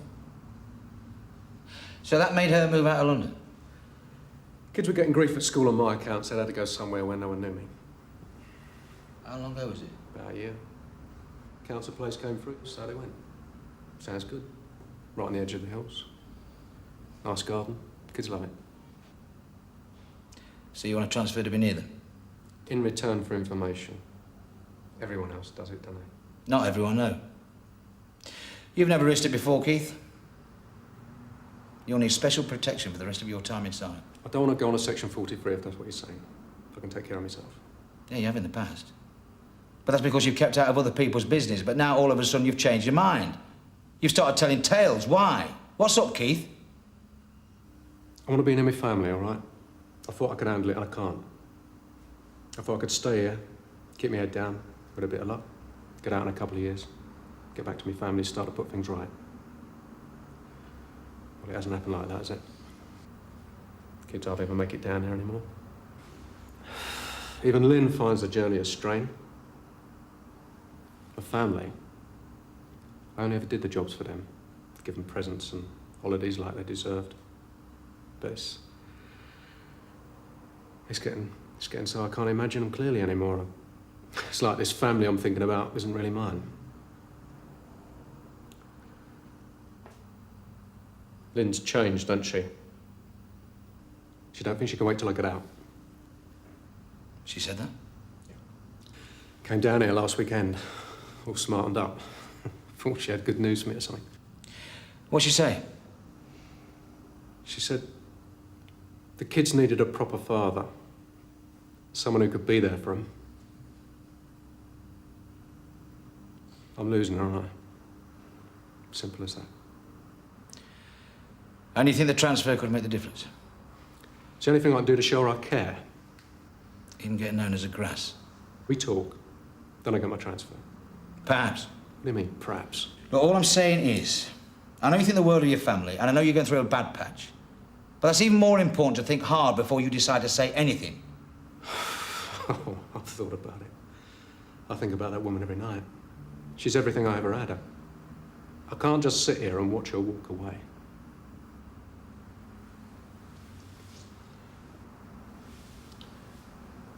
So what's this information you want to give us, then? Something I picked up on the wing. Go on. New arrival on remand. Gavin in the yard a couple of days ago about some job he'd helped set up. Friend of yours? Nah, just a kid out to impress. Do you know his name? I recognised him. He's got tattoos on both arms. Eagles. Had him since he was a kid. Used to hang out in Sunhill. Lenny Finch. Loudmouth little prat even then. But first, you tell me what you're going to do for me. All right, Keith, you tell us the story, we get a result. And I'll suggest to the governor that you get a place on the next coach north. LAO, PC Harris speaking. Hi, Donna, it's Tosh Lyons. Hang on a second. Does the name Steve Moore ring any bells? Just moved into the neighbourhood, hasn't he? Professional blagger, banks and building societies. Finished a spell in Barlinnie about 3 months ago. Why, what's he done? Nothing yet, but the word is he's planning something in Sunhill any day. We're going to have to move fast. Also known associates. You can try Lenny Finch for starters, and his uncle, Jeff Winters. Just see what you can do, eh? And I'll see you when I get back. Be about half an hour. Cheers.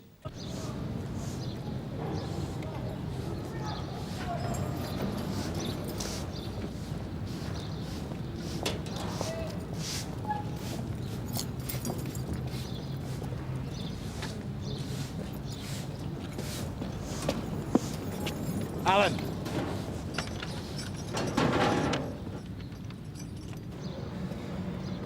That was Finch taking a good look at us. You can almost hear the cogs turning. Brilliant. The prisoner puts himself at risk by giving us a tip-off, and we're paraded around like royalty. But we still don't know where or when this robbery's going to happen. Well, if Donna comes up with some addresses, maybe we can set up an obbo and take them when they're going out on the job. At least we've got a chance now, thanks to Grounds putting his neck on the line. Stephen Moore, fresh out of Barlinnie. He's got a long track record of raids on banks and building societies. Always the same MO. A gang of 4 or 5 goes in very heavy with baseball bats and pickaxe handles. Never uses shooters, he's clever. Now, he's been moving around London for the last couple of months, but 10 days ago he settled in Sun Hill, presumably to be near some of his old mates. Now, I've been onto the TSG and asked them to set up a surveillance team to find out what they're up to. But in the meantime, we'll have to cover the groundwork ourselves. So, Donna, what have we got? Moore is living at a B&B at 87 South Street. I know it well. Run by Irene Jenkins. Is she reliable? Has been in the past, yeah. Yeah, well, I don't want more to suss out that we're onto him, all right? OK, Viv, you take that. Donna? We have 3 known associates, all with form. Harold Garrett lives in Carnation Gardens. Works at a bookmaker's halfway up the high street, next to the sandwich bar. Ted, do you want to go and find out if he's booked a holiday in Spain? Chris Bryant, unemployed labourer. Lives in 37 Elverton Gardens. Alistair, same deal. And Jeff Winters. Works as a cabbie, lives on the Jasmine Allen estate. And we think he's the driver. According to the card, he drives a red Ford Transit. Stopped about 6 months ago with a tyre under pressure. Yeah, well, I think we'll let Ron Smollett take that without causing too much excitement. In the meantime, Tosh and Alan, I want you to get onto SO8 and FIB. Find out if they've got this lot flagged already. If they haven't, tell them we're onto it.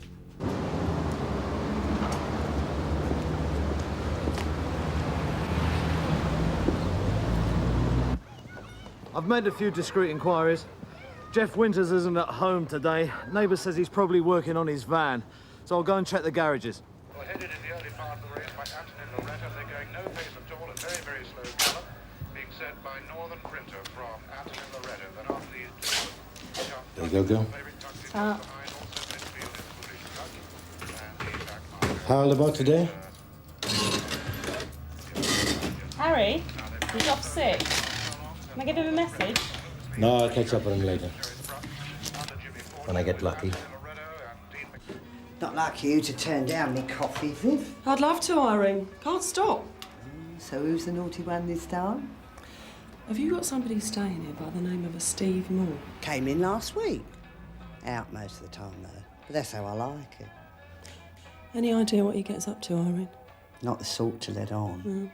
Between you and me, I did overhear him talking on the phone last night. Yeah, something about picking up a parcel. He went out first thing this morning. Right. OK, Irene. Thanks a lot. You've been a great help. Nothing serious, is it? I mean, not that I'm one to gossip. See you, Irene. Yeah, go ahead, Ron. I'm at the lockup now, Skip. No sign of the transit van. I'm told Winters took it out early this morning. Right, thanks. All units from Sierra Oscar, sighting requested on a red Ford Transit. Echo 903 Golf Golf Whiskey.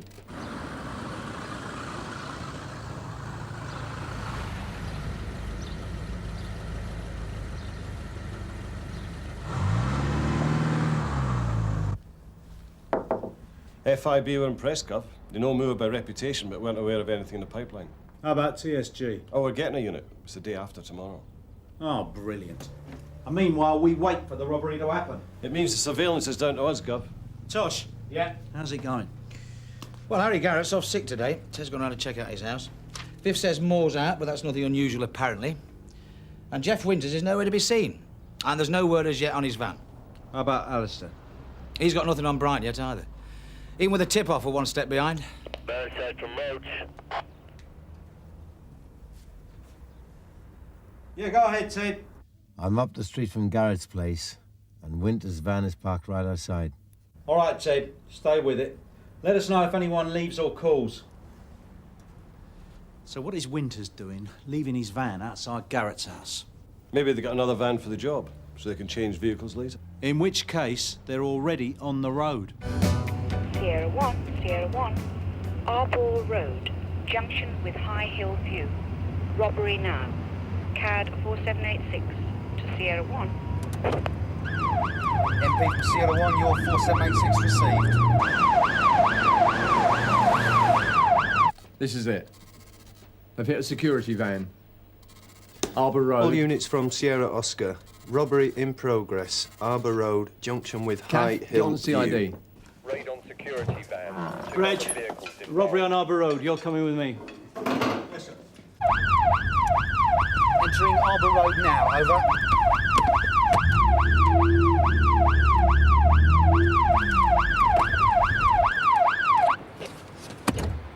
MP from Sierra 1. Go ahead, Sierra 1. We're on scene of your 4786. Ambulance required for injured guards. No trace of suspects. We'll get back to you with any descriptions.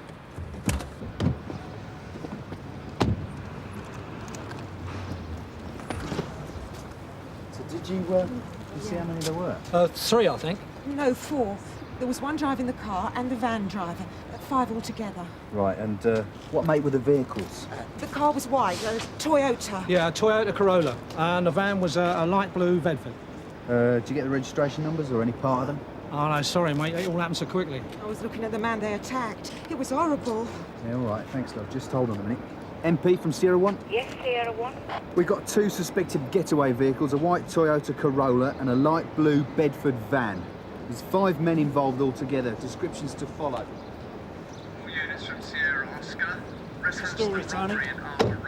2 vehicles.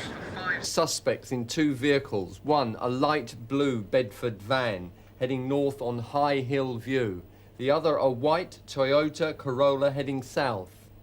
All the suspects wore stocking masks and were dressed in grey T-shirts and jeans. No shooters. Still did plenty of damage all the same. Pickaxe handles. They were hammering that guy.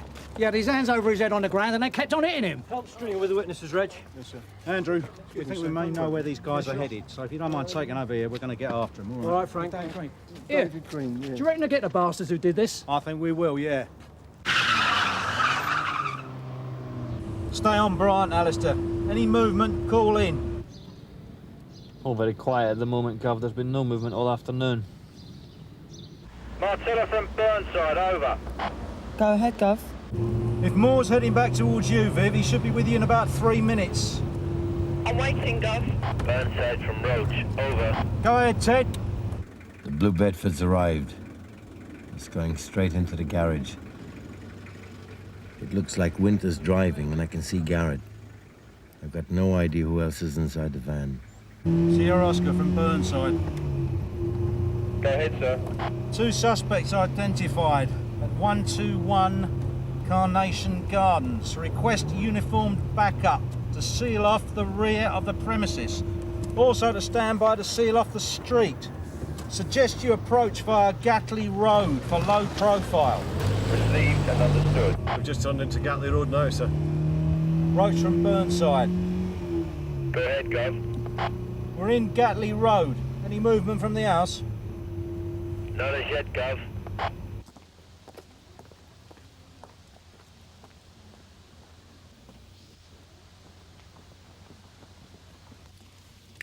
I can see 2 more of them, Gov. And I think one of them is Bryant. That's 4 of them. But no sign of Moore. He won't be far from the money. My guess is he was in the back of the van. Sierra Oscar from Burnside. Receiving. They're all in, Bob. You can seal off the street. All right, we'll take that, sir. Sierra Oscar from Sierra 1. Go ahead. We're on our way to Carnation Gardens.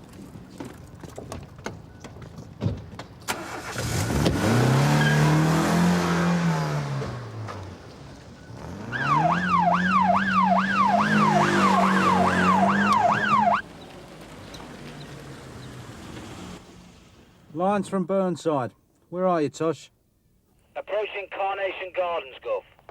Move alongside the transit, then we'll join you.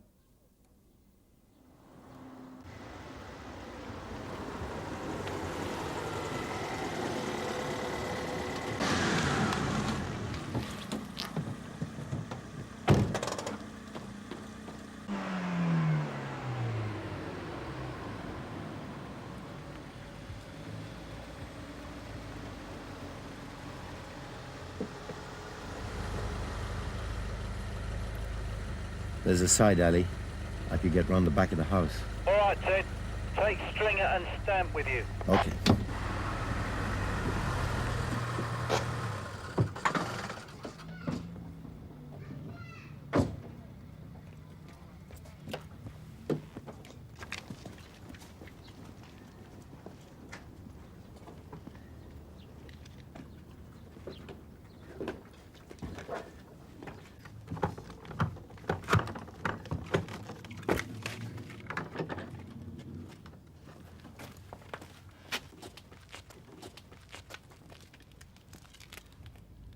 We're in position.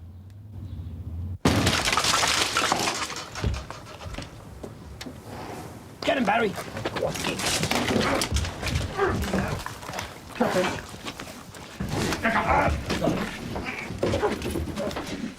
Stephen Moore, I'm arresting you for robbery. So some slag's grassed me up, has he? Yes, hello, sir. It's DC Lyons, Sunhill Police. Yeah, it's about the prisoner I spoke to earlier, Keith Grounds.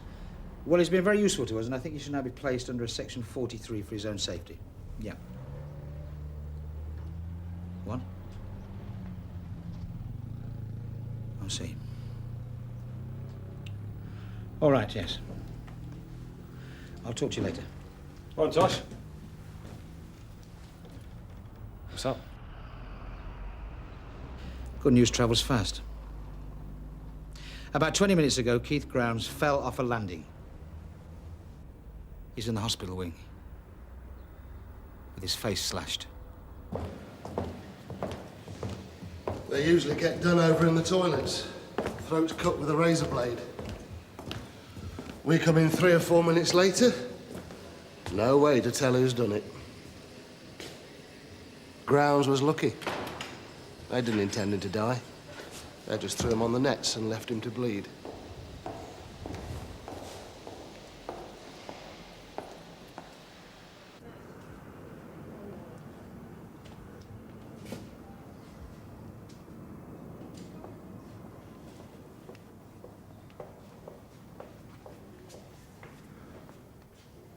You got a result then? Yes. You'd have got him sooner or later. They even knew why I did it. Has anyone told Lynn? I don't know. Anyway, she won't want to see me now, will she?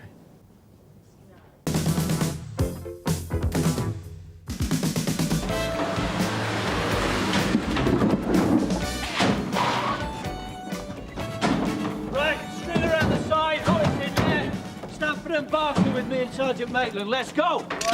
Stand back. All right, that's enough! I said that's enough!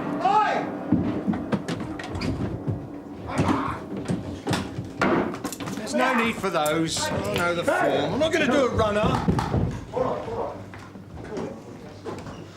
Come on, Dave. Get off! You're all right, give up! Leave off! Drop him. What happened? Don't shove! You tosser, Martin. You called these? I never. How'd they get here, then? I don't know. You made a mistake, Marty. A large one. Be quiet. Get him into the van, John. Come on. You won't press charges. You're wasting your time. Tell them, Marty! We just had a row, that's all.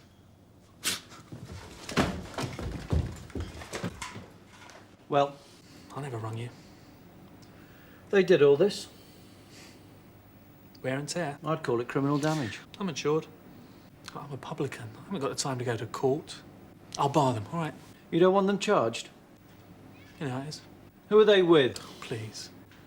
Got to clear all this up before this evening. Look, I'm sorry. It's not just me. I've got a wife and kid. Understand?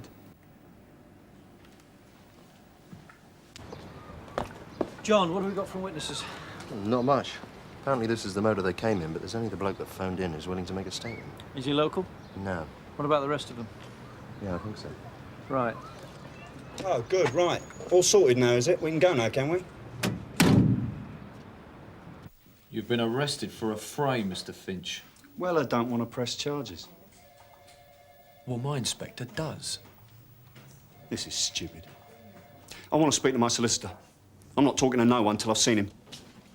Customers? Kevin Finch of Frey. Cell number 2, please, Dave. What about my brief? In a minute. Come on. Name?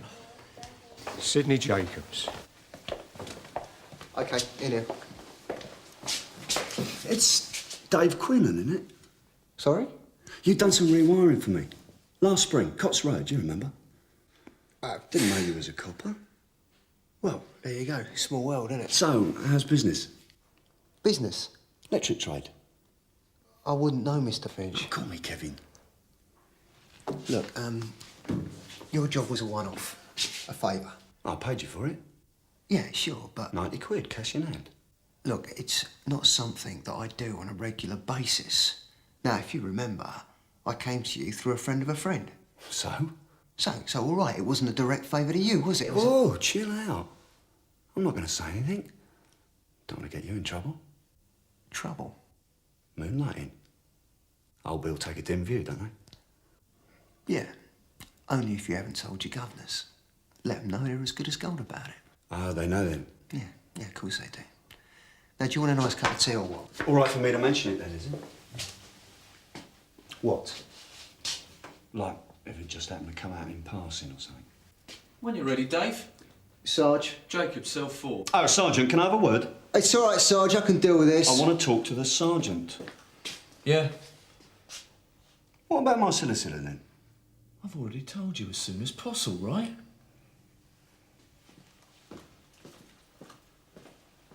Phew, that was a near thing. It was right on the tip of my tongue to say something. I could have come out with it just like that, couldn't Listen, don't you try to harm me, you toe rag. Easy, Dave, easy. Mind the garments. I ain't said nothing, have I? Yet? What are you after? I just thought we might be able to help one another out here. Us being old pals. We're not old pals. I met you once. You worked for me once. See, I don't want to get done over this affray. It'll only be a fine. It'll only be your job. Still, you got your electrician in to fall back on, haven't you? I thought maybe you scratched my back. You wouldn't stab mine. Don't be like that. People get fitted up, people get stuff squared away. I know it goes on. Look, there's nothing I can do. You can sort it. You can convince them to let us off with just a warning. Dave? Coming. Look, let me think about it, all right? What's to think about? You only need to think when there's a choice. The last time I saw Jacobs, he was leg breaker in chief for some scrote called Isaac Rose. What about the other one? Finch? Don't know him. So what are they supposed to have done? Looks to be a protection racket, but the landlord prefers not to name names. And nobody heard or saw anything? Oh, no. So, where will we find this Rose character? You won't. Not unless you got an exhumation order. Ah. Not a bad alibi, is it? Is he? Yeah. Yeah, OK. Your brief's in court. I'll wait. In Birmingham. You won't be back till late tomorrow. Do you want to speak to another solicitor there? No, I want Lang. Well, if there is a new firm on the ground, it's the first I've heard of it. Yes, John? Excuse me. Nothing further on Finch, sir, but the car they were driving is registered to a Susan Crowther, 23 Cots Road. All right, thanks. I thought perhaps you might want in on the interviews. Well, he's more likely to come across to a friendly face. Barry, these two got banged up for the affray. Are we on for a result of that or what? Monroe's keen. Yeah, but if the landlord don't want to know, we're knackered before we start, aren't we? Oh, we got a witness. Reggie's taking a statement off him. Well, that's today. What about when he's had time to think about it? What if he bottles out? Well, it's not your problem, is it? Well, it's just a waste of time and money. Well, why don't you tell Monroe that and let me get on with writing it up, eh?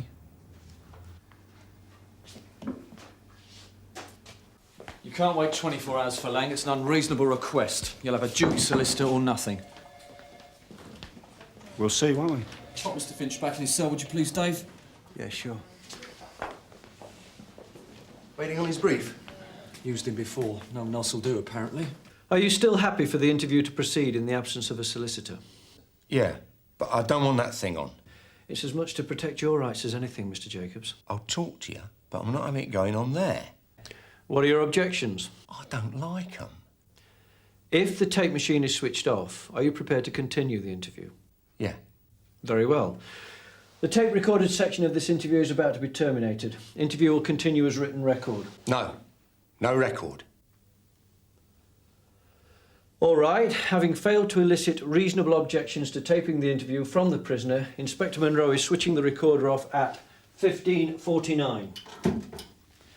The custody sergeant will be informed. So?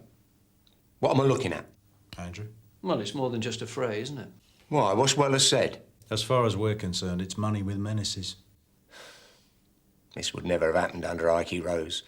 People knew to keep their mouths shut. Oh, yeah? So who could it happen under then? I don't know what you were smiling about, Sid. Whoever's put you up to this has done you no favours. I mean, a man of your reputation grovelling around in the muck for a few groats. It's all rather sad, isn't it? You should be feet up in a mobile home in Selsey Bill, not putting the squeeze on licensed victualers. Bloke's got to eat. Know what I mean? I don't suppose Betty would be best pleased. Occupational hazard. Oh, yeah? At your age.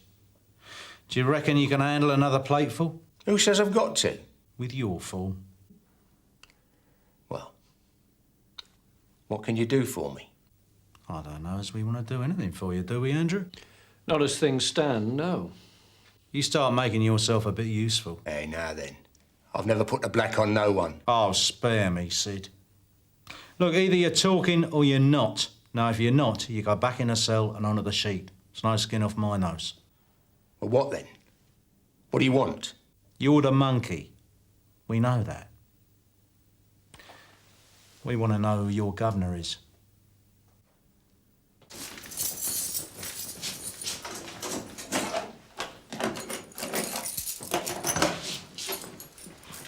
What?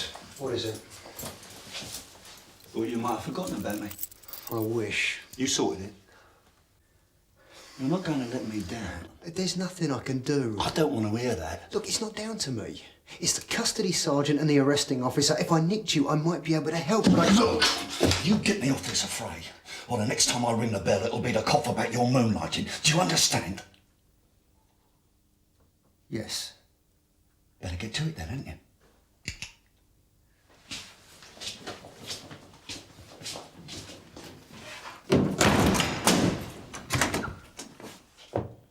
Why didn't you tell me?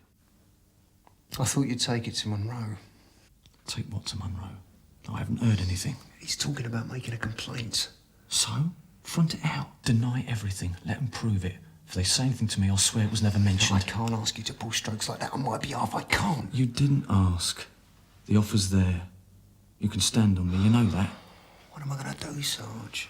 The worst thing you can do is panic. Look, go and have a cup of tea. Calm down, all right? Have a sit in your own for 10 minutes and think it through whether it actually can make it stick or not. Maybe I should preempt him. Maybe I should cough to it voluntary. Dave, you're looking at a sackable offence. You put your hands up to moonlighting, you could be out of a job. All right, maybe I was a fiver up on the day, but Fiver. the point is I didn't want paying. Doesn't matter. You know the score on moonlighting. Yeah, so does Finch. He says either I square away the charge or he's going to make a complaint. Well, listen. I'm willing to try and square up the charge, if it's just this once. But if it's anything more than that, then I think the duty officer should be informed. I thought if I took it to you that it wouldn't need to go to Monroe. What do you want me to do?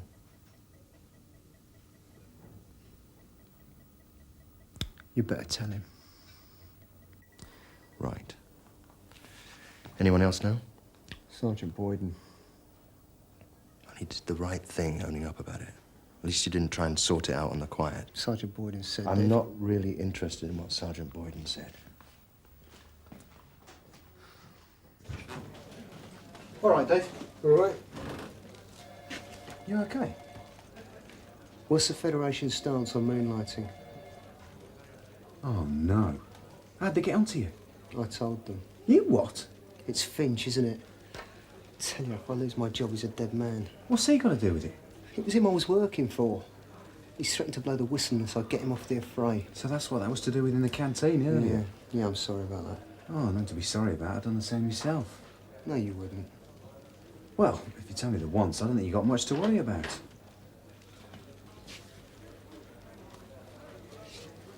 Go on in. Right. You're beginning to try my patience, Sid. It's information, isn't it? You'll have to try harder than that. I'm looking for a result here. Not a load of old fanny about bent videos. I'm doing my best. Look, you're the one who wanted to talk.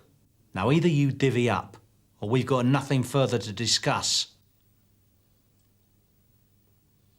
Suit yourself. I'll go and see if your pal's got anything to offer. Well, Finch? You won't get nothing out of him. Put money on that. He knows what side his bread's buttered. Well, you can't say I didn't offer you first refusal. Come on, let's get you back in the cell. You still at the same address, Sid? Yeah, why? Well, I thought I could pop round and see if Betty wanted any shopping done while you were inside. She'll be looked after. Well, it's nice to know some of the old traditions are kept up. On appointment, you never informed the chief officer of this other line of work. No, sir. It would have been down as previous job experience. But at the time, But you never put it in writing that you wish to carry it on as a sideline. Well, I wouldn't, would I? Well, I mean, I don't. You did it for Finch. As a favour for a friend. You're telling me you didn't get a drink out of it? Here, Reg, got a bit of a problem. Yeah, well, look, 5 minutes, eh? Monroe wants to tell me his statement ASAP. Monroe's tied up. That's what I want to talk to you about. It's a Federation matter. I really need your help. Well, look, you're the one with the badge. Oh, you're the one with the experience. You understand now why the job hates moonlighting. Wasn't moonlighting in the proper sense, sir. But you can see what happens if you're giving in to a man like Finch. At the moment, he's still in house, right? So he's got that going for him. Now, look, if the bloke does make a complaint, he would still have the right of appeal against the chief officer's decision. Now, look, on the other hand, it's quite possible that his services could be dispensed with. So there's nothing I can do? Nothing you can do, Barry. There's always something you can do. Come on. Samuel Rose. Ikey's youngest. He's running the business now. Like father, like son. He should live so long. 40 years I worked for Ikey. And Sammy sends me out on jobs like this. Some reward, eh? What's he into? You name it. And where does Finch fit in? Great mates with Sammy. Like I was to Ikey. Anything decent, Sammy pushes it his way. What do I get? I get to run the kids to school or take the wives out shopping. And today? No, he was short-handed. One of the firm had a cold or something. He threw me a bone. Well, now you're biting the hand that feeds you. Let's check it out, eh?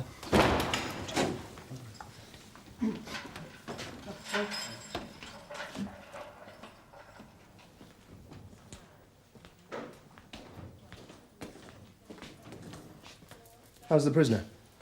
Which one? Dave's little pal. I see. Brought it to you then, did he? Yes. He's in with Monroe now. Is he? Shame that couldn't have been avoided, really, innit? What would you have done?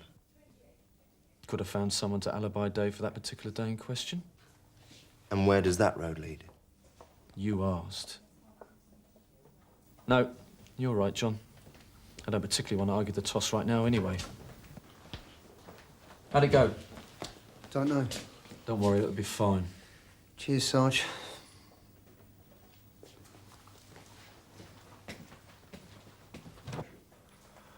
What did you take it to him for? Well, he's a section sergeant, isn't he? You know what he's like. He'd offer a drowning man a glass of water if that's what the rule book prescribed.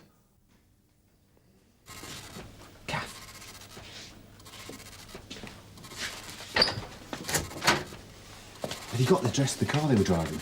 23 Cots Road, owner Susan Crowther. Yeah, but that's not the address on Finch's casting record. Might be Jacob's car. What makes you think it's Finch's? Well, he was the only one with car keys in his personal possessions.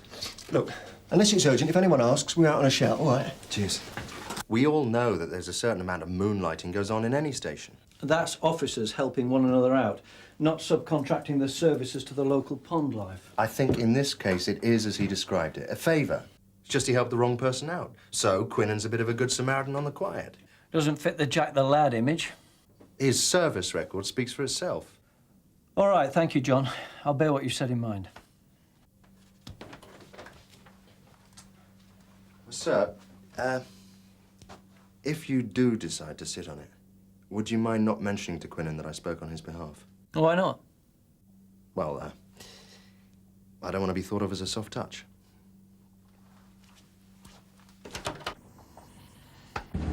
You don't think we're on a wild goose chase, do you, Reg? Well, that's all we got, isn't it? Yeah, but the CRO check said Finch was as clean as a whistle. Look, he asked for a brief. So, everyone's entitled. Yeah, but not off the duty list, not someone he's used before. He asked for him by name. I'm telling you, Barry, this bloke knows the ropes far too well for this to be his first tug. About time. Where you been? Busy. On my behalf, I hope. No. What do you mean, no? No, as in no chance. You think I'm bluffing? I'll do it. I'll make a complaint. I don't care. Do what you like. You're not having me, and that's it. Finished. Finished? You're the one that's finished! Hey! I've got work to do. Oh, you come back! You come back here! Moonlighting? You're joking. Can't you keep your troops in check? How is Ted Roach these days? Jumped any good snouts lately? All right, point taken. But I've got City in there coming across as sweet as a nut. I don't want Quinnan's DIY putting the kibosh on it. No. So, do you want me to talk to Finch? No. First things first. Let's get Jacobs tucked up, then I'll worry about Mr. Finch. I want to make a complaint. Who do I have to see? Well, if you'd like to outline your complaint to me, I'll make sure it's noted in the custody record. Oh, yeah? You're not fobbing me off. This ain't just a moan about lukewarm tea. This is a proper complaint about one of your coppers. An official complaint.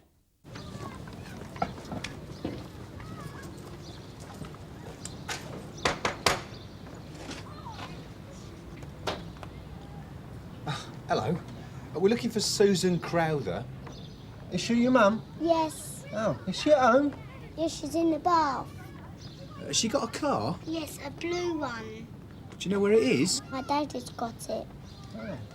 Has he? And what's your daddy's name, eh?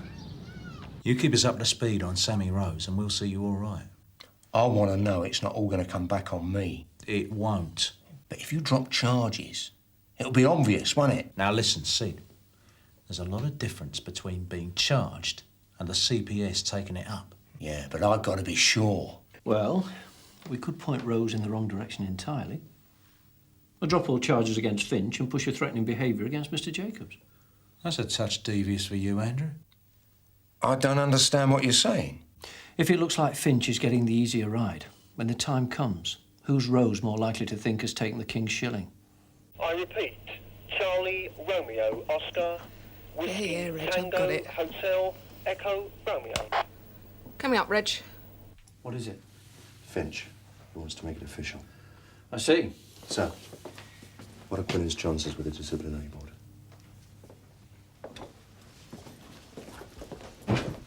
Sir?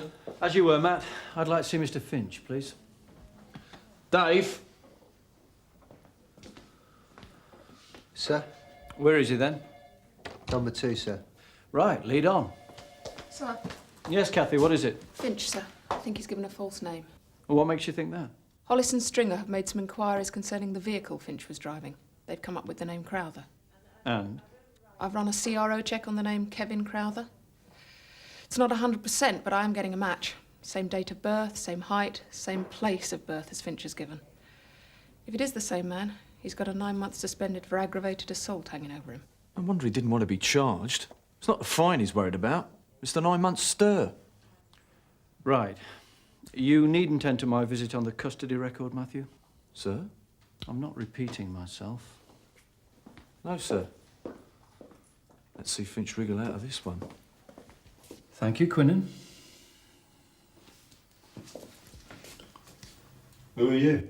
Inspector Monroe, duty officer. I understand you have a problem with one of my officers. That'd be Dave, would it? A constable, Quinnan. Yeah. You see, this is a very serious offence that's being alleged. Yeah, I know. Well, I don't really want to get him into trouble, but, well, moonlighting is a bad one, as you say. Moonlighting? I'm talking about a secondary charge of attempting to pervert the course of justice which might be laid against you. Do what? Look, I go down, I take Dave with me. And what you've got to consider, in your own best interest, are the long-term effects of a move like that. Was that a threat? I don't make threats. I'm a reasonable man.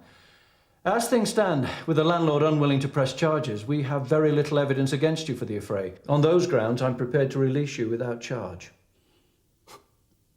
Whatever way you want to tart it up, I've won. And I can still make a complaint. You'd be ill-advised to do so. No receipt, no bill, no nothing. It's your word against his. I suggest you take what's on offer and be grateful.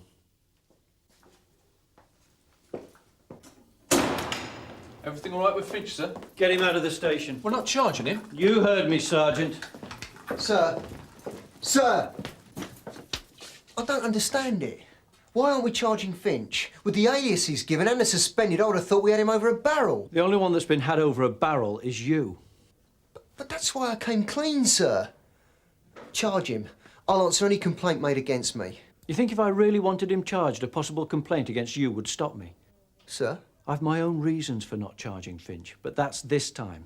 If ever there's a repetition of this incident, you'll find yourself out of the station and out of the job before you know what's hit you. Clear? Yes, sir. You've more friends than you deserve, and support from some unlikely quarters. People have stuck their necks out for you. But what about Finch, sir? Your former employer's about to learn there's more than one type of justice.